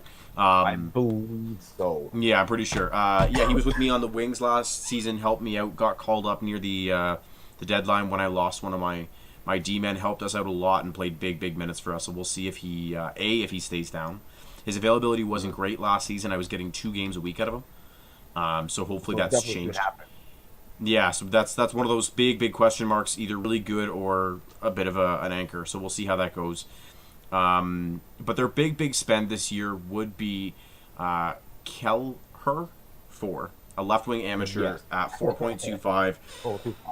I'm pretty sure it's safe to say he's not going to go up again unless something really big happens for him and his AHL team really needs that push. Yeah, exactly. I don't have much more to say about this team besides that. I mean, most of the names are familiar faces, not a lot of sleepers to talk about. I'm going to take a stab at one, though, just because I'm going to feel like doing it, and I want to take a name of a hat. I'm going to go eeny, meeny, miny, mo. It's going to be Patriots 4. Okay. 500K prospect lefty. Let's see how it goes. Yeah, we'll We're see what the happens. So we'll look back at that later on since I put that as a sleeper. yeah. One last little note about these guys. Sitting with 4 lefty. They are. They're fitting 4 lefty. Sorry, five. So Five lefty. I can't count. Yes. Count, guys. How many is this? But yeah, five. But yeah, five lefty. Which I mean, obviously, some of these guys play the other side, right? So hopefully that's not an issue. Yeah, I mean, so obviously these guys know how to flip sides. Yeah. And most good defenders don't care what side they're on; they'll play either side. So hopefully that's true for this, and it helps them be okay. Yeah, exactly. Moving on to the Sudbury Wolves.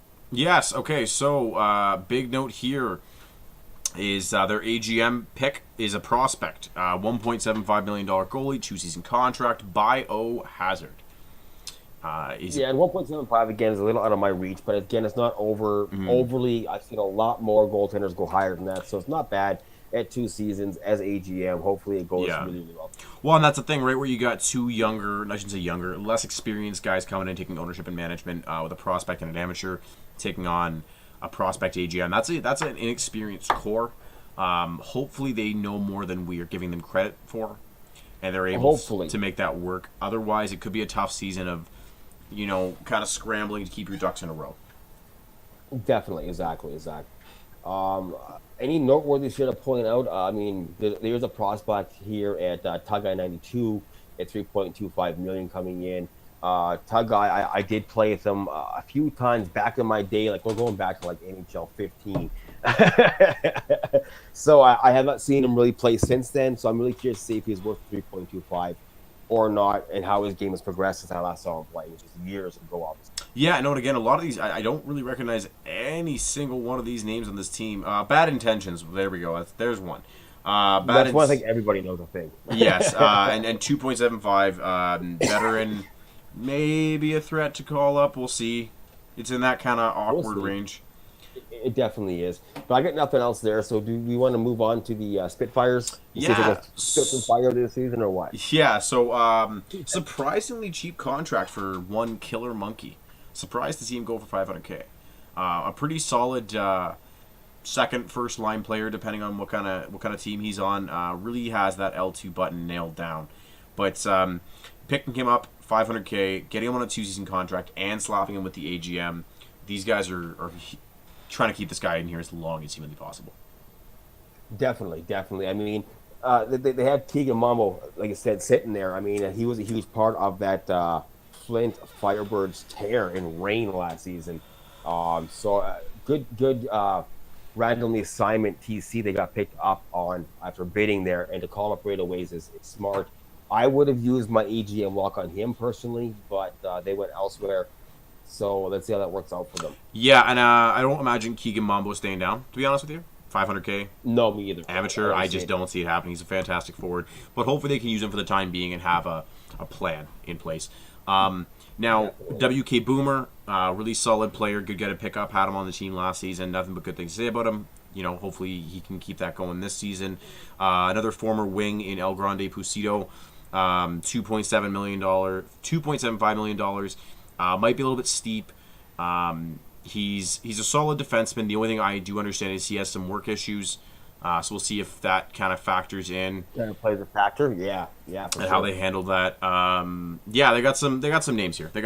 Now the biggest one being. I do want to mention myself. Sorry to cut you off there, buddy. Is their D line or amateur, veteran, and they're all call up threats. Yeah, and maybe that's where you. I mean, these guys aren't jokes and unknown defenders. They actually are known in the AHL. They're known around the league. Yeah, and that's especially if it's under 500K. Maybe that's where Ray's AHL experience might be hurting him. Is he's the guys he knows and trusts to play well are AHL.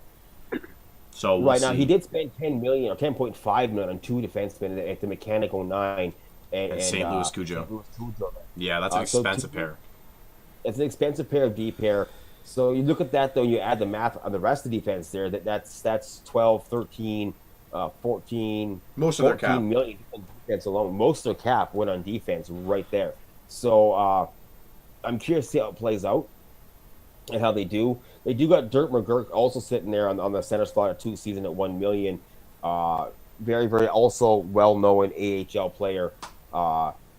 again, that VRA sitting there, is that because it's a late sign up, or is that because, like you said, he was signed afterwards? I'm not exactly sure. Yet to find out. But I mean, Ray's been known to build good teams, Yep. so Hopefully he I'm can really keep doing curious to see. Right, I'm really curious to see what he does this year, and hopefully he gets to keep most of his players down here. Exactly. All right, so that's about all I got for these guys. Me too. All right, so moving on to the QMJHL, and I got it right this Yeah, time. I think I earlier called this the Q, and I don't know why it is the O. I really was sleeping. Oh, On don't that worry. one. The comments let you up for it. Don't you worry. Yeah, it's all right. I ignored those comments. Yeah, exactly. Duff Armick bringing in Rash Colton, prospect GM, no AGM as of yet. Now, noteworthy guys here, a couple big spends. One on their left wing, $4 million, King of Thieves, left wing prospect. Obviously, well known. I don't know him from Bob, but other people do. So. So Yeah, exactly. obviously there's something there, right? And then the biggest spend they have being 4.5 on Chad Tupair, a left defenseman prospect. Now, I've heard a lot about this guy. I don't know him personally. I've heard a lot from other people in the league, and he's supposed to be a stellar D. So I'm really excited to see what he can do for this Titans team. Yeah, for sure. Shout out to Frankenbean776. I have no idea who you are, but I hope that is an office reference. I'm praying. Right, 100%. Other than that, I don't have too many people to talk about here. I don't have anything else to talk about. I mean, really, the biggest thing for me would have been something we already covered there. So, I mean, was just Chad Tupair. Yeah. I mean, I have total faith in Duffer Mick on what he's doing.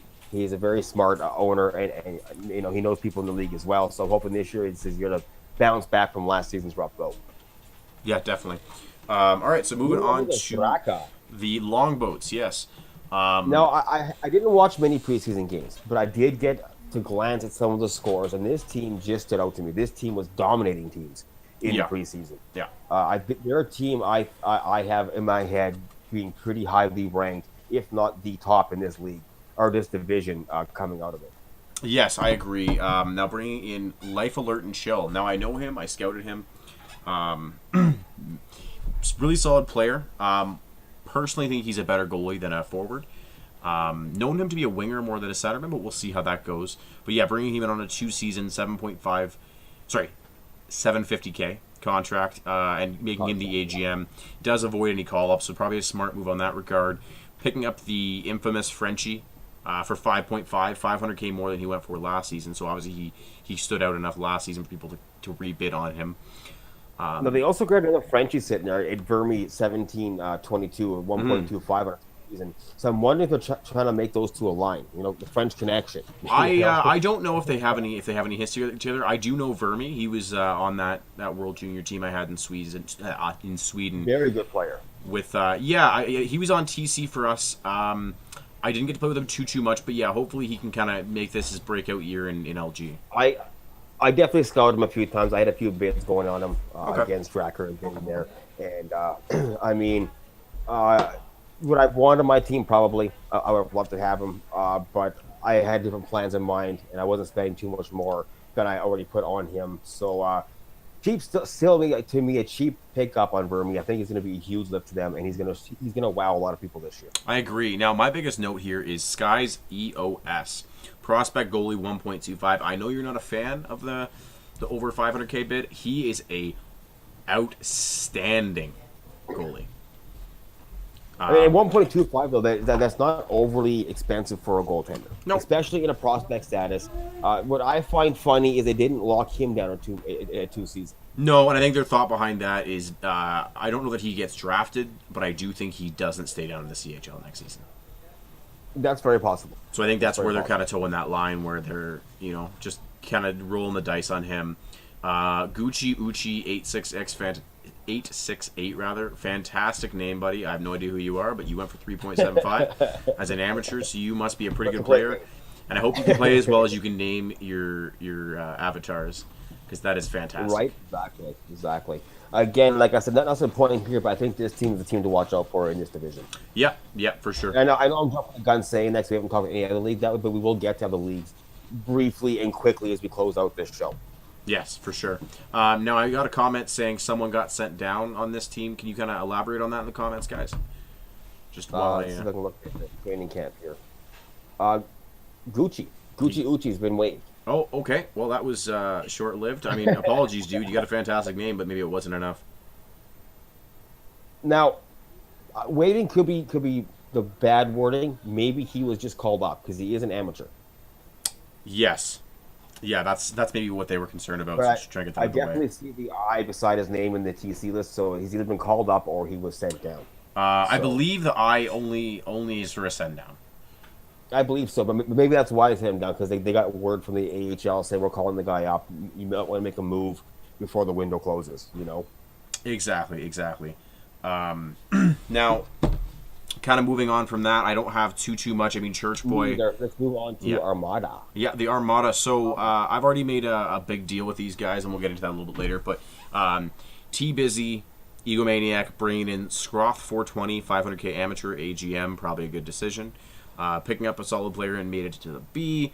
Josh Hilly kind of trying to keep that career alive after a couple rough seasons with Gatineau. Hopefully he can kind of get back to that level he wants to be at.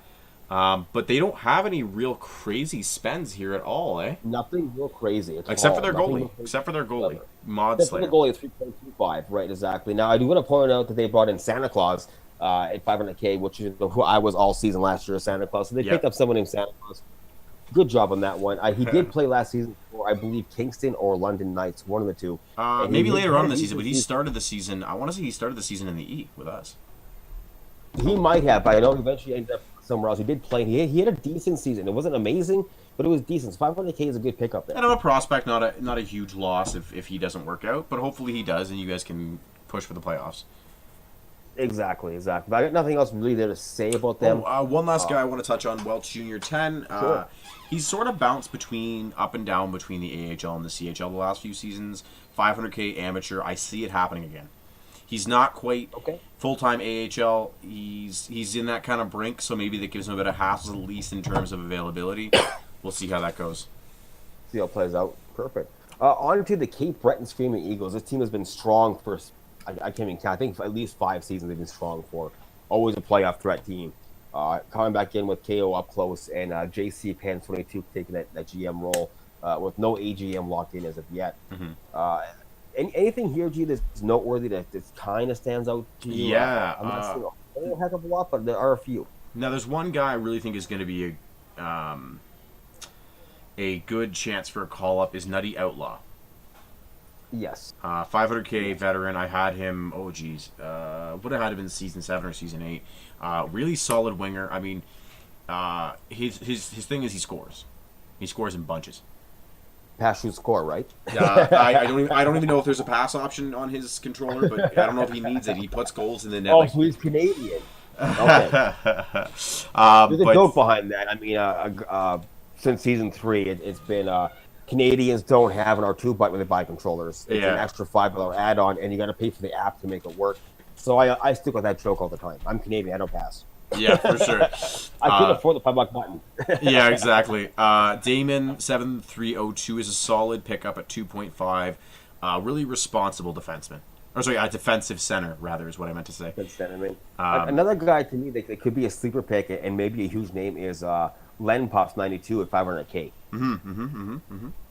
He could be a huge guy. I have seen him skate a few times and play a few times. He could be a steal of a deal for them and possibly be a big point getter for them. Agreed. But yeah, outside of picking up I Bleed Blue 636 at a bit of an expensive contract at 2.75 million. 2.75 and $2 million on the prospect goaltender. So that's 4.75 gone in goals already. It's a lot in goalies. Already basically below your 20 million or almost below 20 million cap at that point in time. But they did good everywhere else and balancing it out and keeping it even. So I'm not overly worried about it. No, and hopefully those two guys can stay on their head and really prove why they're worth almost combined $5 million as a pairing. Definitely. I'm good here. Want to move on to the Let's keep rolling. Islanders? Yeah, so Charlottetown, here we come. Yep. Blazing Hippie, Kai Stu, no AGM as of yet. We got their biggest contract is 5.25 for multiple scoregasm, and I can only assume that he was paid that much because of his name. There's no other reason to pay someone that much, and that's a solid name. That's a solid name. Definitely a solid name. Yeah. Nothing too crazy. A lot of Prospect though. yes, prospects. Now a lot of these guys are 500K, which they're hoping. The only Kinda, high one besides that is Puck Nasty, which he's been around a few times. People know his name, so Yeah. enough said about that. yeah, for sure. But outside of that, I don't know too many of these guys, to be honest. Me either. So I think from there, let's just kind of march on forward to the. You say this name. Have fun. Yeah, sure. The Shikutami Saganines in the Q. Sags. I like Sags better. Sags. You gotta say it extra like American. So with DG Keeper, Splash Guard bringing in Magic Gamer 26 as their AGM on an amateur 500K contract, probably the right move. Probably the right move. Yeah. Yeah, exactly. $4 million for Sports Fan 957. Don't know him. He's an amateur. Probably keeps him safe from being called up, but you never know. Another $4 million guy on a winger is Stealth Striker 67. $4 million, two season contract prospect. Yikes. Yeah, and that's sort of where they're spending their money. It seems to be mostly on wingers, which is a strategy you don't always see. No, I mean the past, I would say 2 seasons maybe. It's been people have been building on defense. But a lot of us have the mentality of I can go cheaper on defense, big on my offense, and forwards will win the game for me. If they can score 6 goals a game, Yeah, we can win we should be 6-5. good enough. Yeah. Right, exactly, and we'll see how it works out for them. Yep, for sure. I mean, DJ Keeper knows what he's doing. He's never missed a playoff. Mm-hmm. Not once as being owner he's missed playoffs.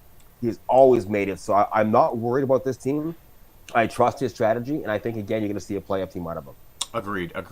But yeah, let's move on to the Drummondville Voltigeurs with Bozen Saros, LHS Brad, and now Wu Tang Cream as their AGM on a 2-season, $2 million contract as an amateur status player. $2 million is a little pricey on the goalie side. Nothing crazy, but a little more than you'd like to spend. Hopefully he's a really solid player. Now, noticing they spent some money on some really known guys.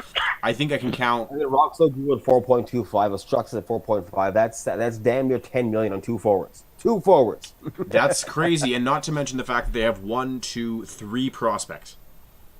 That's right. That's scary, guys. I mean, Right. maybe they lose a bunch of their team and have to worry about it. Now, I don't know if Hemi, Rock. Doobie, well, 3 million, right? So that's half your cap gone on 4 players. Yeah. Not trying to discriminate or talk down, but I mean, Brad and Boston Arrows have been known to build those championship teams and stellar teams. So again, I'm not overly worried about them to bounce with this and actually make a strong team out of it. But again, there's very few prospects, like you're saying, are that risk of do we lose guys to the A or to the N or whatever, right? Yeah, exactly. But yeah, unless you got any more thoughts. I got nothing else. Let's move on to the greatest jerseys in this league because they're black and white. And I like black and white. The Gatineau Olympics. Oh, I was confused there for a second. You said the greatest jerseys. I thought you were talking about the Hamilton Bulldogs. My bad. So, Oh no, yeah. no. Black But- and white, man. Black and white. Yeah. Michael Jackson's song. The hit. You gotta say black and white. But yeah, Guardian, bail money, haven't picked a GM yet. Their big spend, and I don't know if he stays down, is Bigfoot. Despite his big contract, he's a big Definitely. game player. He's someone He you is. don't want to be playing against. We'll be interested to see if he plays center or right wing this season. I personally would prefer him at the right wing slot. I think he's got more offensive talent than he does defensive talent, but that's just my take.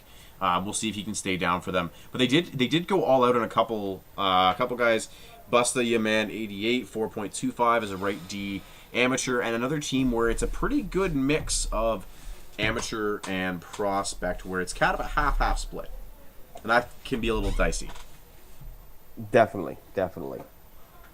I got really not a lot to say about this team, except for one guy, the Freak Show 76. If 500K amateur is a risk to be called up to the AHL side. I did have him as well back in old season 3, and he was one of my star centers. This guy was unbelievable. Another French guy. These French are just unreal, man. I'm telling you. So this guy could be huge for 500K.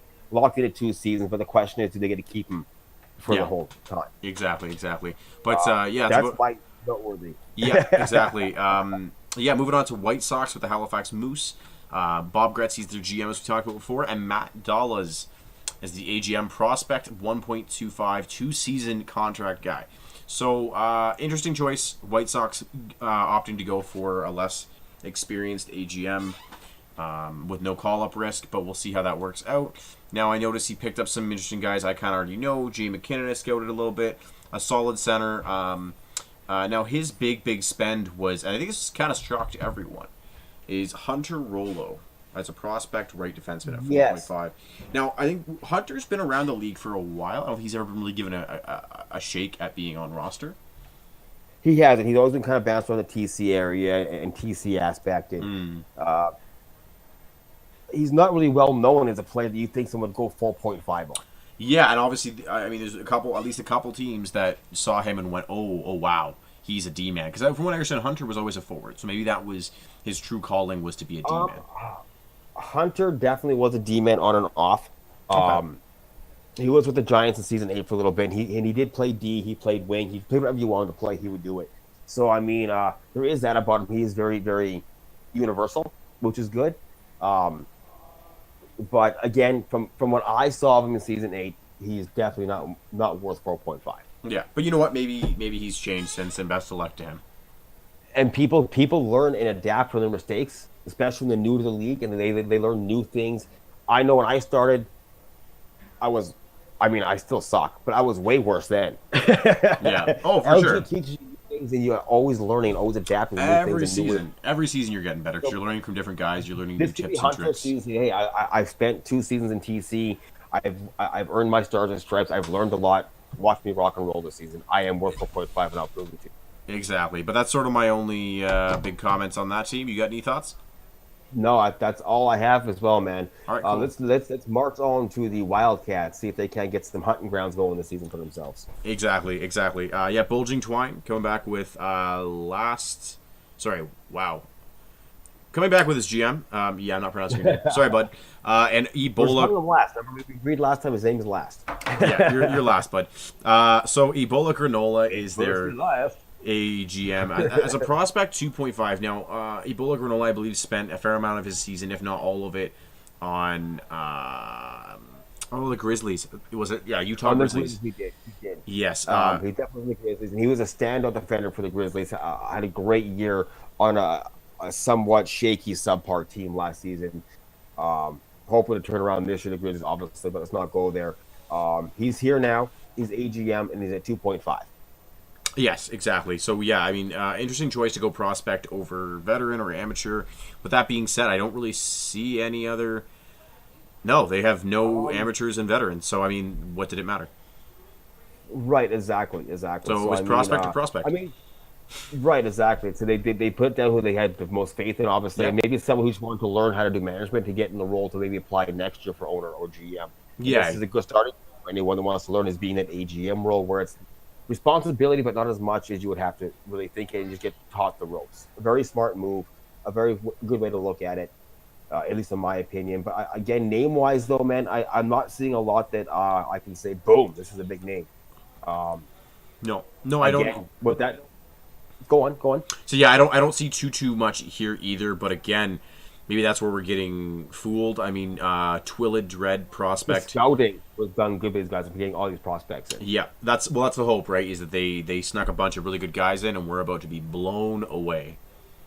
Exactly. But yeah, so let's keep an eye on that going forward, and let's see what Yeah. happens in these guys, all these prospects, and see how much he pulled a wool over the whole LG league. Yes. No, I will make a comment. I believe the second highest paid defenseman in the league is on this team. Snapcaster Yes. won 6.75. That is a lot for a D-man, even for a D-man. So I'm interested to see if he is like the absolute game changer they need him to be. Me too.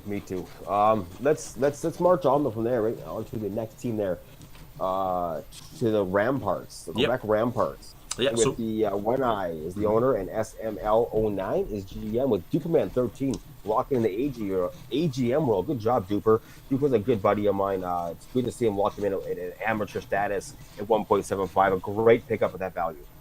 I agree. Noteworthy guys is pickups. Spending $3 million on SFC man centerman, and they kind of locked up their centers. They went for the option of 4 centers as opposed to 3 centers and 3 right wingers. Maybe one guy swapping over. We'll see how that works. Jay Peach, I know, can play any forward spot, and he's very, very handy on the left wing side as a skater. So maybe that's what they're going to do is switch Jay Peach to left wing. And a 3.5 Jay Peach is a steal of the deal. Agreed. Yeah, I Disco Fever at 2.5, coming down a little bit from last season. He played pretty well last year. The biggest thing in his game, switching from 18 to 19, is the penalties. Heavy in penalty minutes last season. So we'll see if he can kind of tone that down and learn from his last season's mistakes. Same deal goes to you, One Eye. That would be a rough game if you guys were.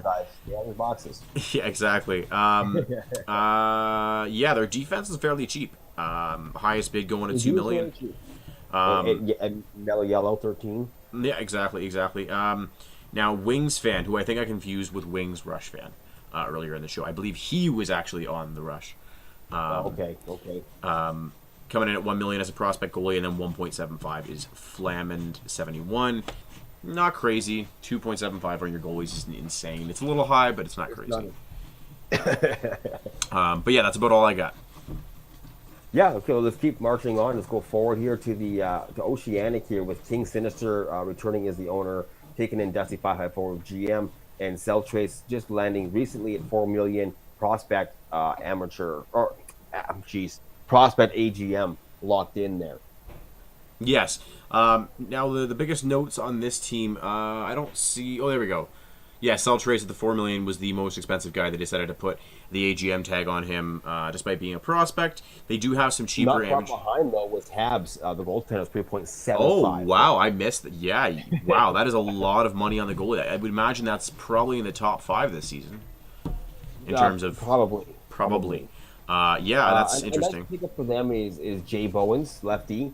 Yeah. Bowen. I think it's Bowens. A nice pickup at 2.5, a very solid defender for that price, and fairly cheap of a defender for that price, in my opinion. Agreed. Noteworthy guy on here, Bardown 1389, was on my team last season with the Wings. Had a pretty good year. Hopefully he can build on that. Sitting at 1.5 million. Good luck to you, buddy. Yes, good luck. That's, I was reading comments. You're good. But yeah, I think that's all I got for the Oceanic. Yeah, same here. Let's march on forward here, going over to the Huskies. Yes. What do you got first in the Huskies? Yeah, so the Huskies, Shoe Tempo, Andrew Carlisle, and yet to pick an AGM. So they got Young Wilden, former wing, prospect, 500K, good for them. Really nice guy, one of the best guys you'll ever have in a locker room. Cushman QC, really solid right winger, 2.5 is actually a pretty good price for him. Whether he stays down or not is kind of up in the air. Yeah. Again, another team that seems to have aimed more for the amateurs than the prospects. Mind you, I should say on their defense, they did avoid decently of going after the amateurs and veterans. Only concern is Goodfella 1489 being a draft pick. Oh, sorry, Waterboy. Sorry, Waterboy. I meant to say he was a draft pick. Yeah. So again, that'll be kind of the note for them. They've been making some big trades, kind of getting rid of some guys and bringing in some new stuff. We'll see if they're done for the day or if they're going to pull any last minute deals. Definitely. To me, the one guy that's to me their sleeper here is going to be Mini Beat 000s there. 500K, good pickup. 500K. He's a solid center. Has some good hands. So I'm excited to see what he does for the Huskies this season. Right on. All right, let's keep on moving with the St. John's Sea Dogs. Sea Dogs. This team had a dynamite team last season, marching through the playoffs, taking names and taking numbers along the way. But new management this season though. Total new management. Caps Rule 19. Damage Plant is GM, and recently locked in is Eaglehawk 2014 AGM at 4.5 million. Big salary on that one, but smart being the veteran to lock him in. What else do you got for us here? Obviously, returning Uncle Steel. Yeah, so noteworthy here is B-Hop, switching from defense last season back to forward. On my Sweden team, World Juniors, a really solid player, and I've known him to be more a center than a winger, but I could be wrong. We'll see how he does. Amateur 500K, if he has a decent season, could be a threat to be called up. Both of their goalies are, I imagine, unknowns. Both prospects, both 500Ks. I haven't heard their names. Like you kind of touched on, $6 million for Dickonavis. I had him as well. Season 8 Seattle for a short period of time. Solid defenseman. In your opinion, was $6 million worth it? I'm gonna be honest with you. No. I don't know that I don't know that there's any defensemen who shouldn't be in the AHL or at least the AHL who are worth $6 million, and I don't think he's one of them. But that being said, maybe that was keep an eye on to and see how he does. Exactly. Maybe you know what he goes. You know what? Screw you, Dark. You're wrong. Here's my stats. Right, exactly. Who knows? Right? Yeah, exactly. But best of luck to him. Diamond there, a prospect, $2 million. Very decent center. Sat in TC all last year for the Hurricanes. Didn't get much playing time. I think he had one game near the end of the year, but that was it. And it was basically, didn't see ice time. Didn't practice the team. Didn't play the team much. Here he's now at $2 million, coming off that TC. I've had a chance to scout that guy too. This guy is very, very handy to have the center slot. Very smart on the defensive side of the game. So that's a pretty good, cheap pickup at $2 million. Agreed. But outside of that, I'm pretty much stumped for. You might have touched upon this. I could have been spacing out. Eagle Hawk at 4.5 as their AGM is. Yes, I definitely mentioned that for sure. Cool. Moving on here over to the Shawinigan. Yeah. The Shawinigan lady has been kind of quiet this season and last season. I haven't heard her name much. But I noticed they have one guy already on IR in Kinney. Yeah, so I'd like to cut you off there for a second. CJG, the professor. Sorry we didn't give you enough of a heads up, but our show will be live 4 p.m. every single Sunday. So from here on out, you'll know when to be here. And at 4 p.m. is Eastern Standard. But yeah, sorry, go ahead. You were talking about the Cataracts? Yeah, the guy on IR already is Kinney, which is, early for an IR guy. Although I came close to it too, but I did what I had to do to make sure that the guy was going to play. Yeah, for sure. Now, outside of that, their big spend was on defense with Sugar Coates 3.75 amateur.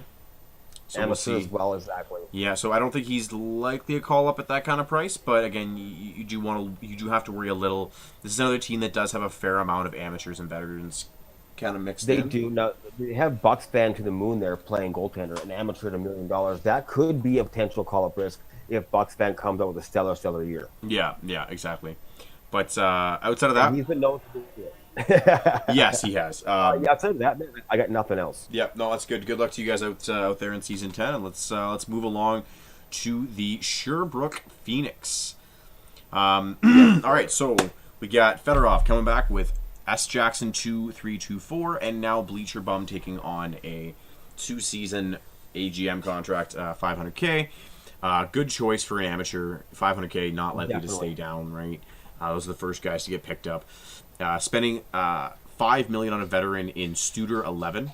Now, I imagine he is a random assignment veteran. I don't imagine he's not got that tag, just because I don't think there's any way he slips past the AHL if he didn't sign up. Notable things here is Tarasenko 91, not the same Tarasenko that plays as owner for the Ice Dogs. They are, in fact, human people. I know this Tarasenko back from season 3. Yeah. But 4.5 there, and the highest notable note is Burst Night Owl center at $6 million. Mm-hmm. These guys weren't. Yeah, and these guys weren't afraid to spend money at all. They were not afraid to spend money whatsoever. I mean, that's huge. It's $11 million in 2 players on your forward line alone. Mm-hmm. With Studer and Burst, and I mean, I guess it's more than that with Senko. It is. Yeah. if that's in theory a line, I mean, that's one line composing 15.5 million just in 3 guys. That leaves you 10 million. They better win every single game. They better, or else that's going to be a tough conversation. But yeah, other than that, nothing I got crazy go. Oh, sorry, I shouldn't go so fast. Doc Jiggy, former player on the Kalamazoo Wings, was a center last season, switched to left defenseman, ended up going a little too pricey for my blood. But best of luck to him. Hopefully him and the Phoenix can kick some ass. I do got to mention that Fedorov there. Mm-hmm. Great name, but you're playing in the wrong spot. So I'm curious if yeah, exactly. Moving on, though. Let's move on, buddy. I got nothing else for you there. Yep, good. On to Valdor. Valdor, kid minor, double knot 70, playing the GM role. St. Louis 420 goon at the owner slot there. No AGM locked as if this moment. Taking on 2 veteran goaltenders, both $500K, so both to me potential call-up risks. I mean, not a lot of big money spent here again either. on the defensive side. There's a couple that 3.5 and 2, Mhm. but again, back to those amateur statuses again and veteran statuses again. That it just worries me. It does, yeah. I don't have a lot of eye poppers here to talk about on anybody in particular, unless you do. I mean, the big one is going to be Sabres hockey, 4.75 as a center. I mean, Obviously, good spot to spend some money as your center position. Hopefully, he can live up to that. He's an amateur. I think that keeps him down. Just that's a lot of money for I an think so, AHL team to call up. But outside of that, I don't. I think Sabres hockey is kind of known, so to me, that's why I said no big notables, right? Yeah, no, I don't think I see anything crazy out here either. Yeah, that's about it. Yeah, me too. All right, Victoriaville Tigers. Then moving on to these guys. Want to take us into them? Yeah, so Cub, Toasted, coming in as the AGM, and Chase Newman as the owner, bringing in a pretty good pickup in Darth Fens at a left wing for $3 million. Might be a little bit much, but at a prospect level, you know, it's got some wiggle room there, right? A couple other noteworthy expensive contracts. I mean, Toasted was the second highest, right? At 3.5 as a right wing amateur. That's likely why they locked him up. But outside of that, they don't have a crazy amount of expensive guys. But a lot of the inexpensive guys are amateurs and veterans, so you worry about them being called up. No, I do notice that they have Cujo with almost 420, 1985 down there. 2-season return prospect at 2.75. That could be a decent lock for a 2-season at that salary for a defender if he has the year that he could possibly have. He's had some ups and downs. Hopefully, this is his up. Yeah, agreed. But yeah, that's pretty much good for me. Let's push on and Well, this is the very last league we got here, which is the ECHL with the Allen Americans, buddy. Yeah, exactly. So we got Zeuswick, Krish, and no AGM as of right this second. Noteworthy pickups. I'm sorry, we're gonna call you Who. Who is a $4 million centerman, amateur status, probably staying down with a contract like that. Pretty solid player, probably a good choice to pick up on the team. Now, Bork Dog 187 at $5 million as a defenseman. Personally, a little steep for my blood, but again, I don't know Bork Dog that well, so I won't comment too heavily on that.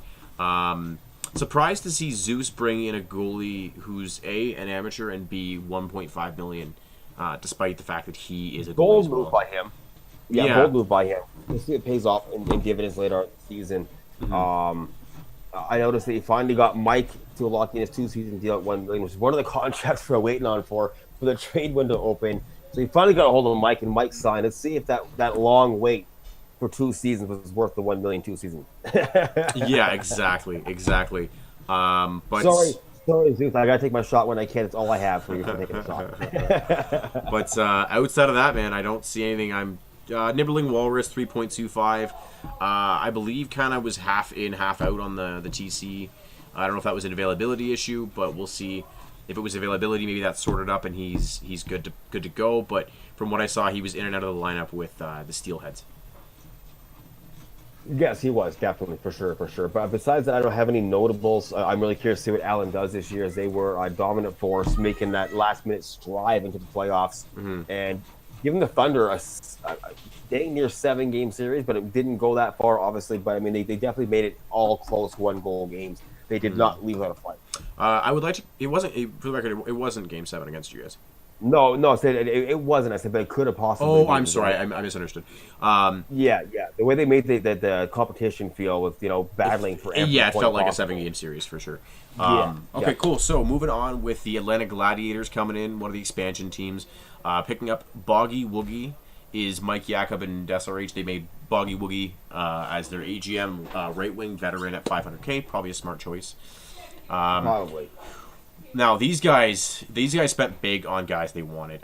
First off, on the forward side, really cheap, but spent $4.5 on Ike's I9I. So they must have some pretty good choices in terms of players there. I mean, a couple amateurs you see that are on cheap contracts might be a worry to get called up.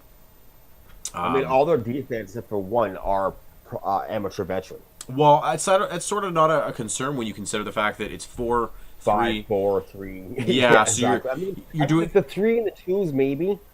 Yeah. The 500K, sure. But the 5 and 4 should be pretty much locked in. Again, unless that AHL team is really, really stuck. Yeah, And well, because again, that's 14.75 in for defensemen. Exactly. That's the majority of their cap. I mean, the Thunder did play these guys in preseason, and I got to really give them props. Their defense really was shut down. So I mean, the money spent there was wise in them. For sure. But yeah, moving on from them, we got Moving on to the these. Cyclones. Yep, go ahead. This is probably the most active trade team in the trade window when it opened. Yeah, my I God. believe they had about 4 trades in the first four with them. I believe 3 of the first 4 with them, and just making major trades almost all day long. Yeah. I wouldn't say all day long, but you guys get what I'm getting at. They made a lot of trades, so apparently they have a whole new team coming into the game 1 tonight. I'm really curious to see how it plays out for them. I don't know who all the trades were. I'm not going to get into that. But looking at the roster right now, I mean, $6 million sitting there on their prospect defender, Sabas God 35. There's a lot of money spent at defender. I hope he's really worth it. Agreed. And now, noteworthy is, I believe, one of the trades was actually Rory, who was the highest paid defenseman That's at the right. time. That's right. And we'll get into him in a few minutes. You'll see him shortly. But yeah, nothing crazy outside of that $6 million contract. No one even. All I really have fun with them as well. I mean, Yeah. I'm curious to see how the Cyclones do on the ice this season. Hopefully, they can live up to the big hype name they had last season as well. And they have the right management core there, I think, to do it. Agreed. But Let's yeah. move on then to the following comments. Yeah, so the Fort Wayne Comets, Dead Starks returning, bringing in Eddie Drag and Mayers on a $500K 2-season contract. Really smart move to pick him up as the AGM. Solid goalie, solid choice. I don't imagine he would have stayed down otherwise. No, me either. Yeah, so, but his big spends this season was Navy Chief 2008, an amateur on a $6 million contract. $6 million. Yeah, it's huge. That's a lot. That's a lot of money for a winger. And again, I'm not a huge fan of spending money on wingers, like a lot of money, but we'll see how she goes. Exactly. I mean, it's paying $3 million on Chi-Town, or 3.5 on Chi-Town, and $3 million to MN Wild. Not bad picks, both veterans. Yeah. I think with that cap though, should keep them safely in the CHL. Yeah. Now, what's worth saying here is I mean, he's got 5 prospects out of 17 guys.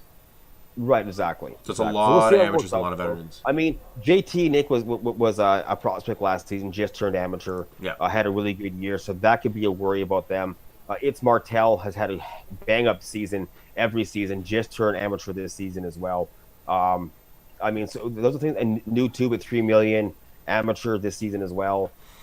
Those are all potential things that might bite them later on. We'll see how it plays out for them. But that's all I really got for this. My team, big man. sleeper actually is it's Martel. He's been kind of MIA a little bit over the last couple seasons, but he's a fantastic player.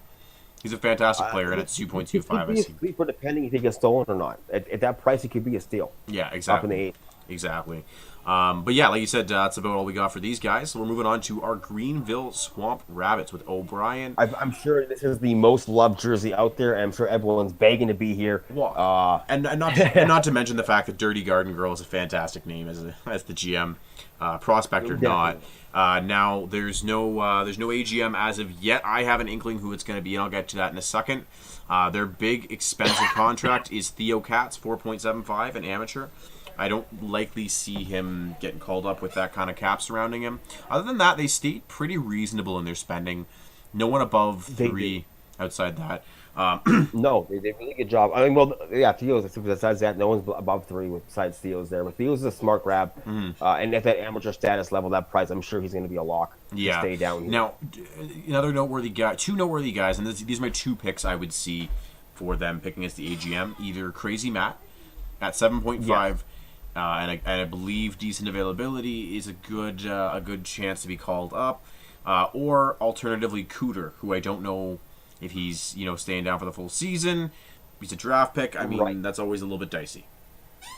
Now, Crazy Matt was that recent trade we were talked about earlier from the Oil Kings to these guys. I think that's my lock as AGM. He has the experience. He has the knowledge of being in that ownership role before. So that's my lock, and it's a goal turner that you really don't want to lose midseason. I would agree, but that being said, Matt did actually just message in there and said he's on the no management list, which I totally forgot about. So Matt is not the AGM, guaranteed. All right, guaranteed. All right, well, that's all I got for the Swamp Rabbits. I wish them best of luck. I've had a lot of talks with O'Brien lately, and he's a really nice guy. I hope the best for him this season and things go good for him. Agreed. Yeah, moving on to the Idaho Idaho Steelheads. Steelheads. Yep. Go ahead. Yes. Take it away. We have Nick Vesey, 23, coming in as owner, lefty prospect, with probably one of the best names I've seen this year is the G Spot. Or the Spot Yeah. G Spot. Yeah, Coming in here. exactly. I bought this guy all the time about his name, but he's a great guy. Easy to talk to, easy to work with as well and deal with. His biggest pickup, looking on the board here right now, with no AGM up, by the way, either at this point in time, is Upti. It's $3,375,000. Jeez, I can't even talk right now. 3.75 million with Upti. Very good choice, very strong player, very crafty. I would say NHL talent easily behind this guy. To me, it's going to depend on attitude. Yes. Does he keep it in check this year? That's going to be huge. And falling not far behind in a tie, we got a veteran in Perplex, and we have Drew Jacks, prospect turning, also 3.5. In my mind, should have been drafted last season, did not. Having Perplex, Drew Jacks, and Upti, that could be a line. Then that's a line that's going to be a dynamite line. Yeah, agreed. Now, sorry, to answer a quick question here for your name's way too long. The question in regards to recording. Yeah, so that's how this works, guys, is you can see this up to 14 days on Twitch. I will export all videos to our YouTube page, which is linked below. If you look down there, yeah. It's down there.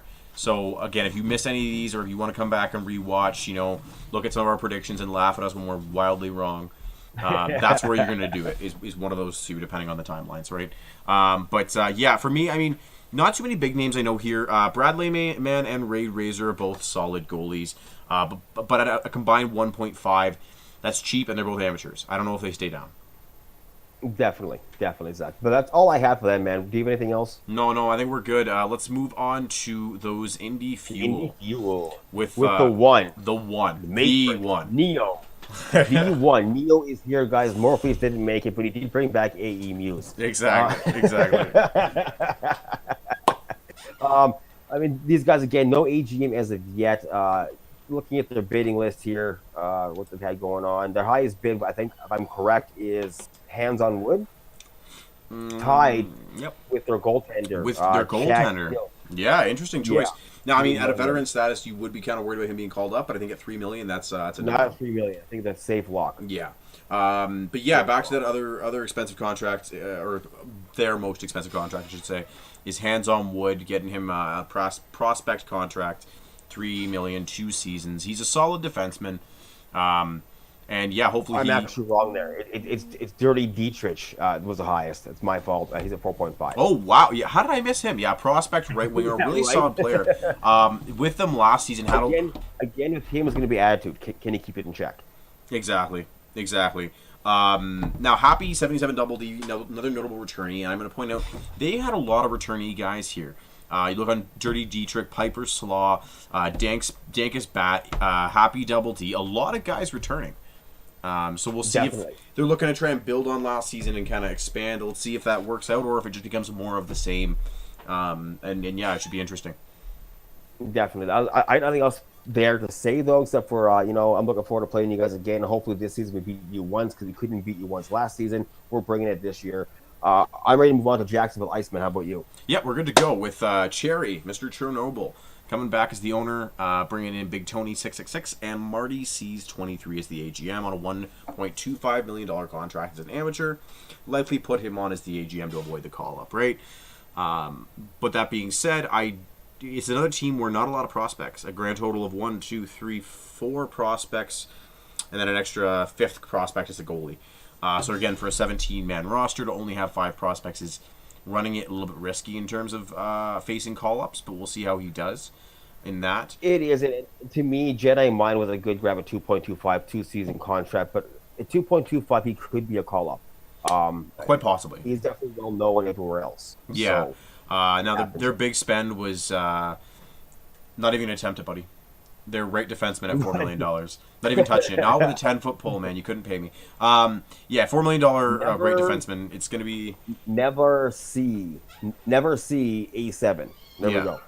Sure. Yeah, so, I mean, that's sort of their big noteworthy. I don't see any guys, or I shouldn't say, I don't see anyone. I don't see any huge standouts here. Dangle, Genos, Selly, I had season 8 as a TC. Couple issues with attitude. Maybe he's matured since then and can kind of come back and have a different go at it. Definitely. I have nothing else here really to point out, though. Do you want to move on to the next team here? Yeah, sure. Do you want me to cover this, or do you want me to? I'm going to jump on this one Sure, and let go you ahead. kind of fill in some holes, and you can jump on mine. Sure. We'll try to stay off our own team as much as possible this year. Yep. Go ahead.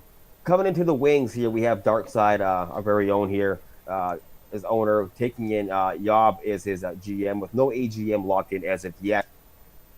Looking at noteworthy people here, he's got Rocksteady at 4.75. I've known Rocksteady in the past. He's a great kid, very good guy. Picking up Daddy Delicious as well on right D. I gotta tell you, man, I'm Daddy. You can't be Daddy. I'm Daddy.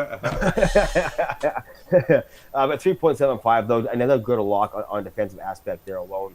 And recently, in a big trade he made, grabbing JMac Games at $4 million at the amateur slot. To me, those are your notables, as well as one more Navy at 3.5, another huge pickup, very solid left winger and a prospect status. Could be huge for them. Agreed. I think this team is going to be the best in the league. Oh, sorry. Yeah, moving on. Little biased, guys. A little biased.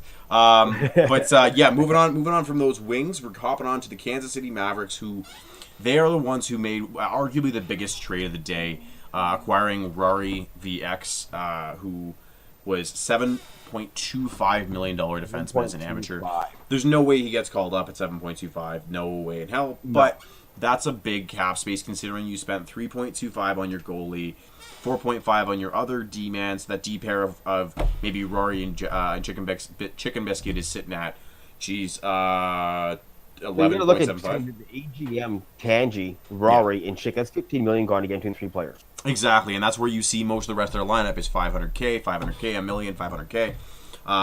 So, I mean, Winter Rock's a pickup at $2 million. That's a steal. That is 100%. It is, and that's where they're kind of hoping to sneak some stuff in there. Build around him, definitely. Yeah. That's their build around guy. That's their Ovechkin or their Crosby or Wayne Gretzky or whoever you guys like is your all-star player in real life. That's who that is to them. Yeah, and only a combined five veteran and amateurs, so not a lot of call-up risks. And being that two of those are Rory and Chicken, who I don't think are getting called up at a combined 11. Not those salaries. There's no way. So I think they're pretty safe. 3 guys. They only got to worry about 3 guys. Exactly. The only one I'm worried about there for call-up is Brubricks. If he has a good season, he could be an easy call-up at 500K. But again, I don't see it. I think he'll probably stay in the CHL his whole season. Exactly. But yeah, moving on to the Orlando Solar Bears. OS Phoenix coming in as a new owner with Grazman 12 and now iDorito I as a prospect AGM at $3 million. Again, they must have some sort of chemistry together where they feel that was a good role, despite him having amateur players on the cheap that he might have wanted to protect in lieu of him. But let's kick this off with their big money spend being Chaos Shall Reign 8 at 4.5 as a right D amateur defenseman. Yeah, he's a little on the higher end. I don't know him personally, but an amateur guy, so he's probably safe to stay down at that kind of cap space. Probably. Yeah, I would think so. A big sleeper for them is Just 3191. Really, really solid winger at only 1.25 in a prospect. That's a really good take. Really good take. Very, very good take. For sure, 100%. I noticed that one of the big... Oh, you touched on that. I'm not even going there. Now, one of the guys I'm going to point out here is Bure X10. Veteran, $1.25 million player. And again, he's been known to have that attitude in locker room. That's the big thing. So if he can keep that in check, he's a fantastic player.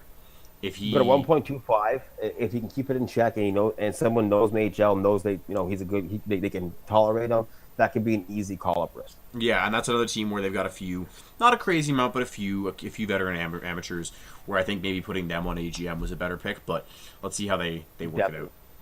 I got nothing else here for you though. Oh no, we're golden. So we're gonna move on from here. We're going to push... Right into this Rapid City Rush, buddy. Yeah, so this is a really interesting team. I'll point out... Again, last season was rocky for them. Yeah. They had a lot of fall aparts in management and then trying to rebuild with new management, and now they're back to new management again. So, go on, man. Lead us into this. Yeah, so a couple noteworthy guys here. $5 million for Sinister Silence, already on IR.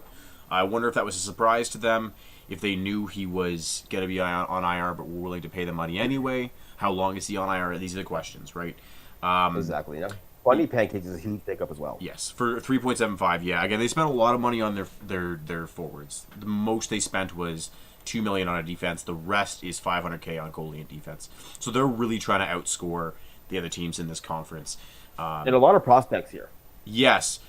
Yes, a couple noteworthy amateurs, though. Timicide, 2.25. Don't know if he's a call-up risk, but he's one of those players who is very streaky. If he's hot, he's hard to shut down.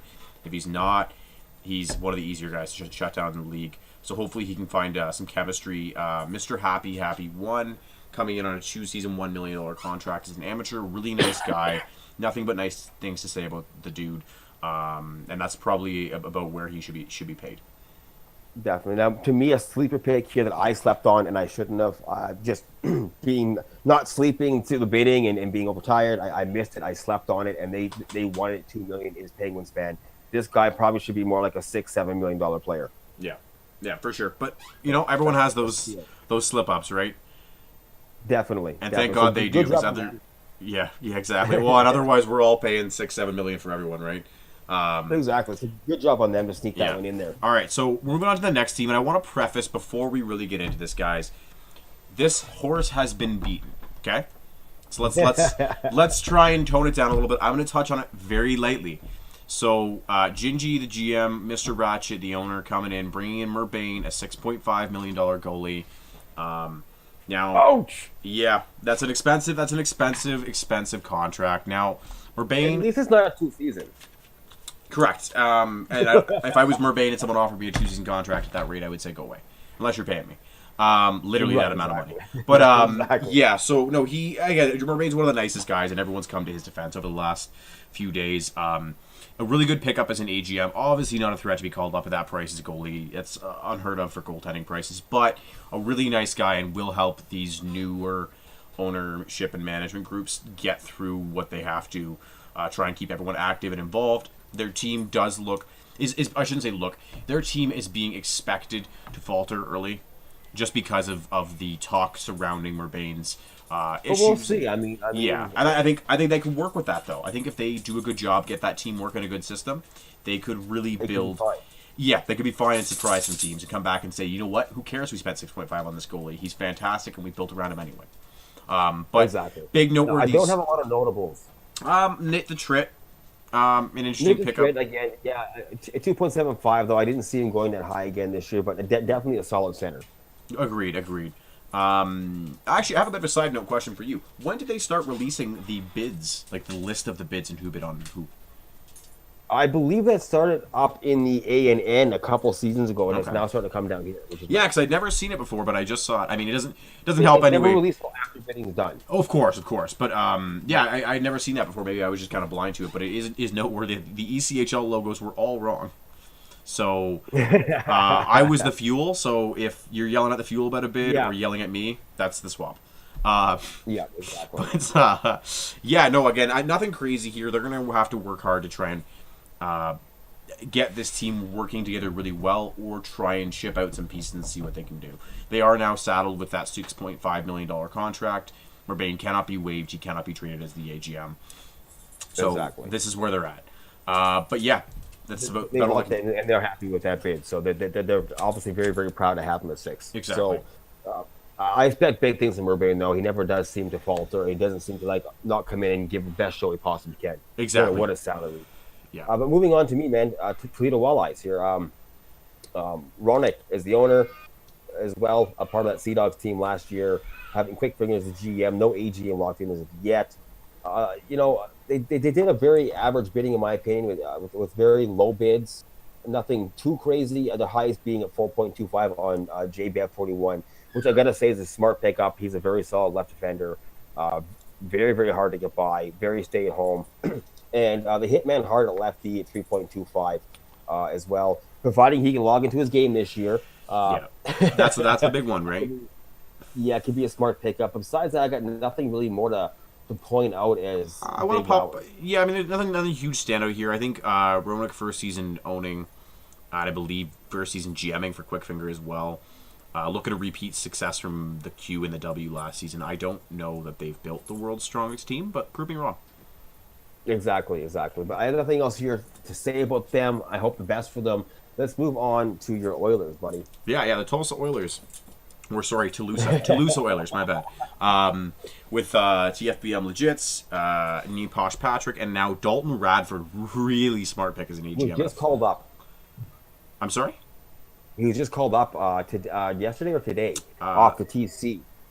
Oh, from on their team, yeah. So you meant into the AHL. Yeah, I was he like, was just called what? up. No, he was called up. Yeah. So a smart move to lock Yeah. him right away. Now that's two really solid goalies. They've done a good job in bidding, as far as I can tell. Giant Nutsack Bro is great to have just because of his name. Then Patrick is on fire is actually a really, really quiet steal for me. A really strong player. Okay.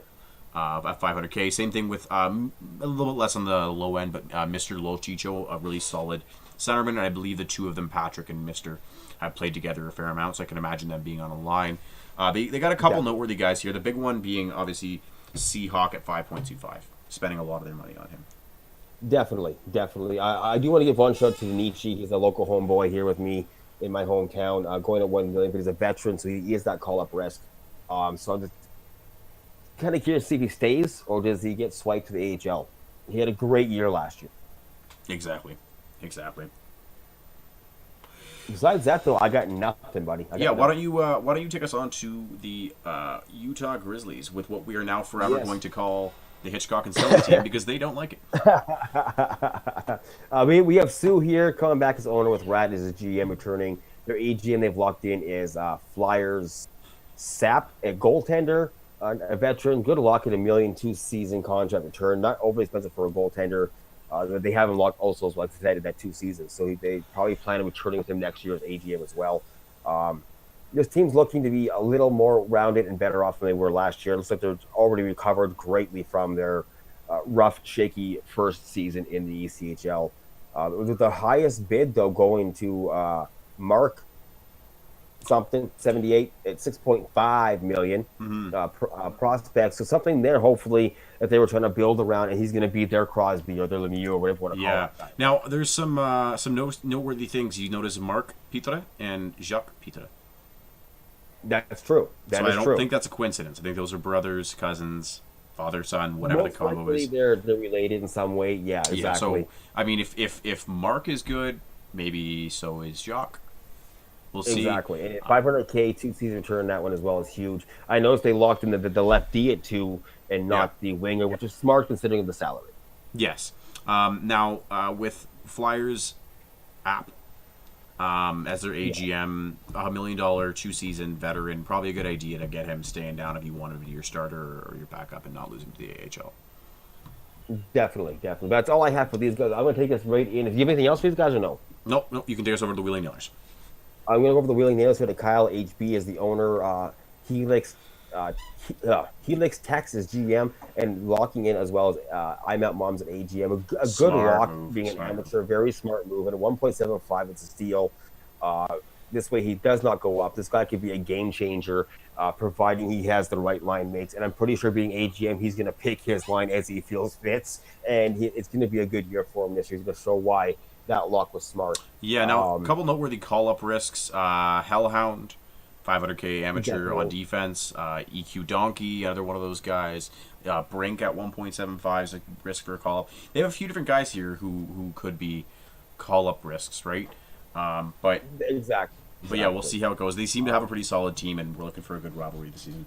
They did put down 1.75 on Brink for a 2-season, which is safe with that VRA status if it is correct. He is staying this year for sure, but next year he may not. So the 2 season might have been a waste there. We'll definitely have to wait and find out what happens with that next season, obviously. To me, their steal is Broke UC 33. This guy is a hell of a player. Amateur, though, but I mean, to lock him at 2 seasons at 1.75, that is a steal of a deal. My issue is if this guy does what I think he can do, he's getting and what I've seen him do, he's going to be gone. Exactly. Yeah. So, but that's all I have there, man. Yeah. That's all I got. All right, so rounding off the 78th team for a reason, is the Wichita Thunder. We have Affordable Dreams coming back with Insane Girl QC, and as prophesized is L3 Not, or B Not as Dreams prefers to call him. Coming in as the AGM, he's on his second half of the 2-season contract. He's an amateur, $3 million. Probably a good idea to keep him down. He's a solid defenseman. Coming in here, we got his big spend is, I guess, Pema Flav. $4.5 million. Been a lot of talk around him about being one of the top defensemen in the league. He's a prospect, not likely to be called up. I think the biggest sleeper on this team, I would have to go with probably single G6 at $750K, veteran status, potentially a call-up risk for the Thunder there, and we'll see if they can. Definitely is a potential call-up risk. It just depends how he does this year down here, if he does go up or not. But I'm hoping that we can slide him through all season. He's going to be a huge lift to the team. But we'll see. We'll see what happens. Yeah, I don't know, man. What else can I say about that? Yeah, exactly. Yeah, so now, one quick note I want to throw out there, and because I have the platform to do so, I'm going to. I'm begging you, owners and GMs, for the love of God, stop tagging all of the owners and all of the managers in the Discord. It is infuriating. Unless it is pressing, I've seen people use it to tell someone they're on the block, to reach out to people about 6v6 games. Doesn't need to happen. Let's tone that down a bit. That's really meant for the Bogs and the league admin to use. Let's try and tone that down a little bit. You don't need to be adding 100 it's probably up to 200 guys now with the AGMs. Right, exactly. Now, I know this is running longer than we expected to, buddy. But I do want to do one quick thing before we close out here. Let's do a quick prediction standings of who we think is going to be a top dog, who's going to be whatever else. Since bidding is finished now, we can kind of do it a little easier. So let's start with the QMJ here. Sure. I'm going to come right out here right now, the QMJ again. I'm going to stick with Drakkar as being the top dogs to beat this season in the QMJ. Yep. Go on. I think the sleeper kind of number one pick would be the Drummondville team over there. It's got a really good solid squad, and see if they can't challenge that top spot as well. Who was that? Sorry, I missed that. Drummondville. Drummondville, definitely. Drummondville has a chance to do that as well, and be that sneaker team as well. I think the Screaming Eagles will be in the top 3 running as well this year. I think my team that's going to be sort of in the back 9, fighting for a spot this year. Tough one. It's a tough one to predict at this point in time, but I'm going to go with. Dude, I'm going to go with Shawinigan because I don't like the Shawinigan lady. Fair enough. But yeah, that's sort of my pick on that side. I would go with the Tigers as my back 9 team. You guys are starting out in a rough spot, sitting in 19th place, even if it is by alphabetical order. Default. Yeah. Moving on to the O pick, so the W picks rather. W picks, yes sir. Yeah, so I think the Wheat Kings. They're kind of the obvious favorite, right? They're up there. The Moose are close behind. Yeah, and it's funny that's sort of the way it actually worked out in terms of the way it's currently laid out. I don't know if that's going to change. I don't know if that's going to change anytime soon, guys. So get ready to see them up there. One team I do see maybe struggling a little bit, being that this is the hardest division to make the playoffs in, or the hardest league to make the playoffs in, is the Kootenay Ice. I see them as having a bit of a hard time. I think the Ice are going to do better than last year. I think they're going to be fighting for that playoff spot, if not on the inside the bubble, coming near week. Yeah, exactly. Now, who's your back 9 pick? Is that yours as well? I would have to sort of agree with that. I think the struggle team this year, though, that's going to be fighting to not be in the bottom category. I'm going to go with the Cougars. I think they're going to have a hard time this year again. They're going to struggle. But I think that they might be better than I'm thinking of, and it could be the Giants that fall down to that bottom spot instead. To respond to one of these comments, VMag, he wants an interview. No. Moving on. There's no interviews today whatsoever, buddy. We're doing this. Already gone long enough as it is. We're trying to fly through and get out with games tonight, and interviews come as per needed. When teams start to stand out, we'll get the interviews later on with that kind of stuff. Exactly. And not to be rude, but everyone and their uncle wants an interview. we'll reach out to you if we'd like you on here. It's a weeding out process of guys who maybe their team's doing really well or really poorly, and they kind of want to speak on that, right? We're going to kind of go based off that. So for right now, we'll focus on this. We'll look ahead to next week going on, right? Exactly. Let's move on to the OHL here, buddy.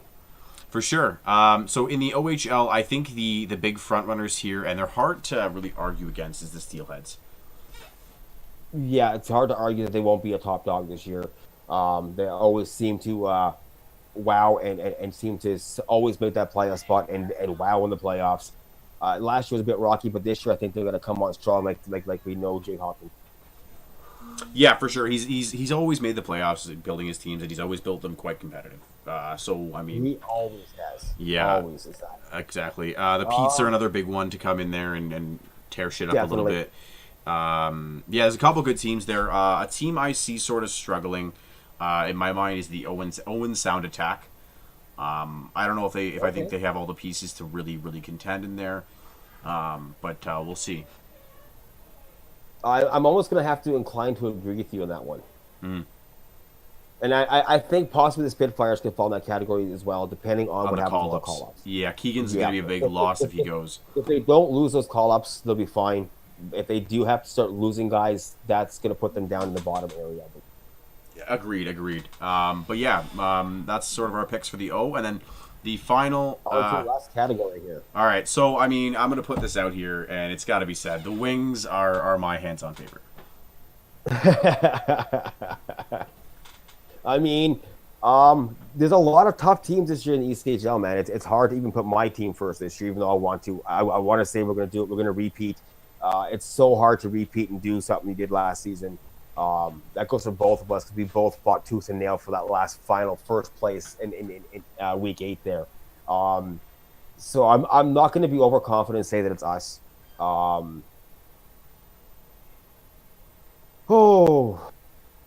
say that the Mavericks give a tough go and they battle for that top spot, if not take top spot. I could see that happening. Now my back nine team. I mean, this is not a hot take. Actually, you know what? No, screw it, because you know what? This is too mainstream of a pick. I'm not going to shit on these guys.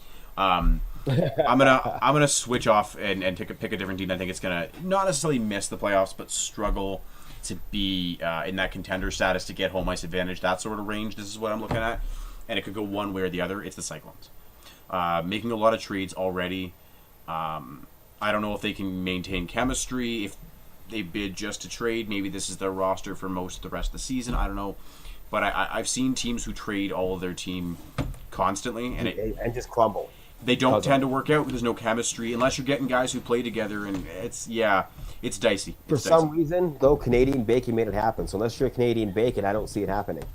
I think the trick to Canadian Bacon was he always had about 8 to 10 all-star players that he just swapped in and out. Exactly. Yep. Where exactly. it didn't matter if these He would guys find one flaw in the one he didn't like and upgrade something that they didn't have that flaw Yeah. every single time. Exactly. Very, very smart at that. Yeah, exactly. Exactly. For me, man, I'm gonna have to say, as it stands, I think the Walleyes are gonna be the ones battling to not be out of the playoffs this year. I agree. Sleeper team for me, I want to throw this out here, is actually the Grizzlies. Seen them play. The Grizzlies? Yeah, I think the Grizzlies are gonna come on as a sleeper team since they were looked at last year as kind of A bottom feeder. the bottom feeders, right, and struggling. But people look at how the last few weeks went. They actually fought pretty hard, and I think if they had another 2 weeks in the schedule, and they would have made the playoffs. Yeah. For sure. And they recovered good from all that and brought that back in this year. So I think it's definitely a good pick for a sleeper. Agreed. But yeah, that's pretty much our breakdown of all the bids that have gone through. That's our breakdown Definitely. of Now, the do predictions. you still have the video at the end? We're going to bring up for future reference, or no? Are the top For tens? the top. Yes. No, we actually never got a full top 10. So we never finished on that. Okay. Okay. I thought we were going to play it, so it's kind of a preview of what we're getting at, but that's fine. That's fine. So we're gonna go through something with you guys here of what we want you to do. So we're looking to do, starting next week, we're gonna be having a top 10 to close out our show. Top 10 plays of the week. Now this is based on our media guys and some footage we've clipped. Going to next season, next week rather, we'd like it if you guys could submit some stuff. We'll say the deadline for it to be used is Friday. If you submit it after Friday, it won't likely be in there. Maybe used for next week, Exactly. but if you want to really get it in there, let's aim for Friday. Get that in on Friday. So when you're playing your games, if you have a disgusting dangle, a huge hit, a really big save, clip that thing, send it to Merbane. Now there's a link in the on the forums for the LG magazine. He's been using that to collect pictures to use for sort of the backdrops of it, and yeah, go in there, join the Discord, talk to Merbane, get some of your stuff in there, right? So if you want to see your players and yourself selling on live stream, that's the spot to do it. And we're looking to bring you guys some top 10 highlight reels. I also want to mention that if you don't use it in the top 10, it doesn't mean it's forgotten. We are going to use some of them recycled or ones we didn't use for some playoff hype videos coming into the playoffs. Exactly, to kind of capture some matchups that are coming up. So again, yeah, as well, you guys can be as involved in this process as you want. Throw out some of your stuff, and we'll see what we can do. Definitely. I think that's all. I also, in the next little bit here before games kicked off, I'll be releasing the new LG magazine to the website, posting it out, done by our media crew, and our editor for that is none other than that $6.5 million goaltender Merbane, doing wonderful work for us behind the scenes with doing some video edits and the magazine work. So all the credit goes to them. Thank you guys for your help, and I'll be posting that ASAP. Right on. All right, boys, that's about all we got for you this week. Look forward to seeing you next week at 4 p.m. Definitely, you guys have a great one. Kickoff for the season is coming now. Puck drops coming soon. Get out there, get your sticks and eyes, put some pucks in the net. Goaltenders make some saves. Defense makes people look silly. Let's go get it. The season's on. Let's get ready to roll. All right, boys. Peace.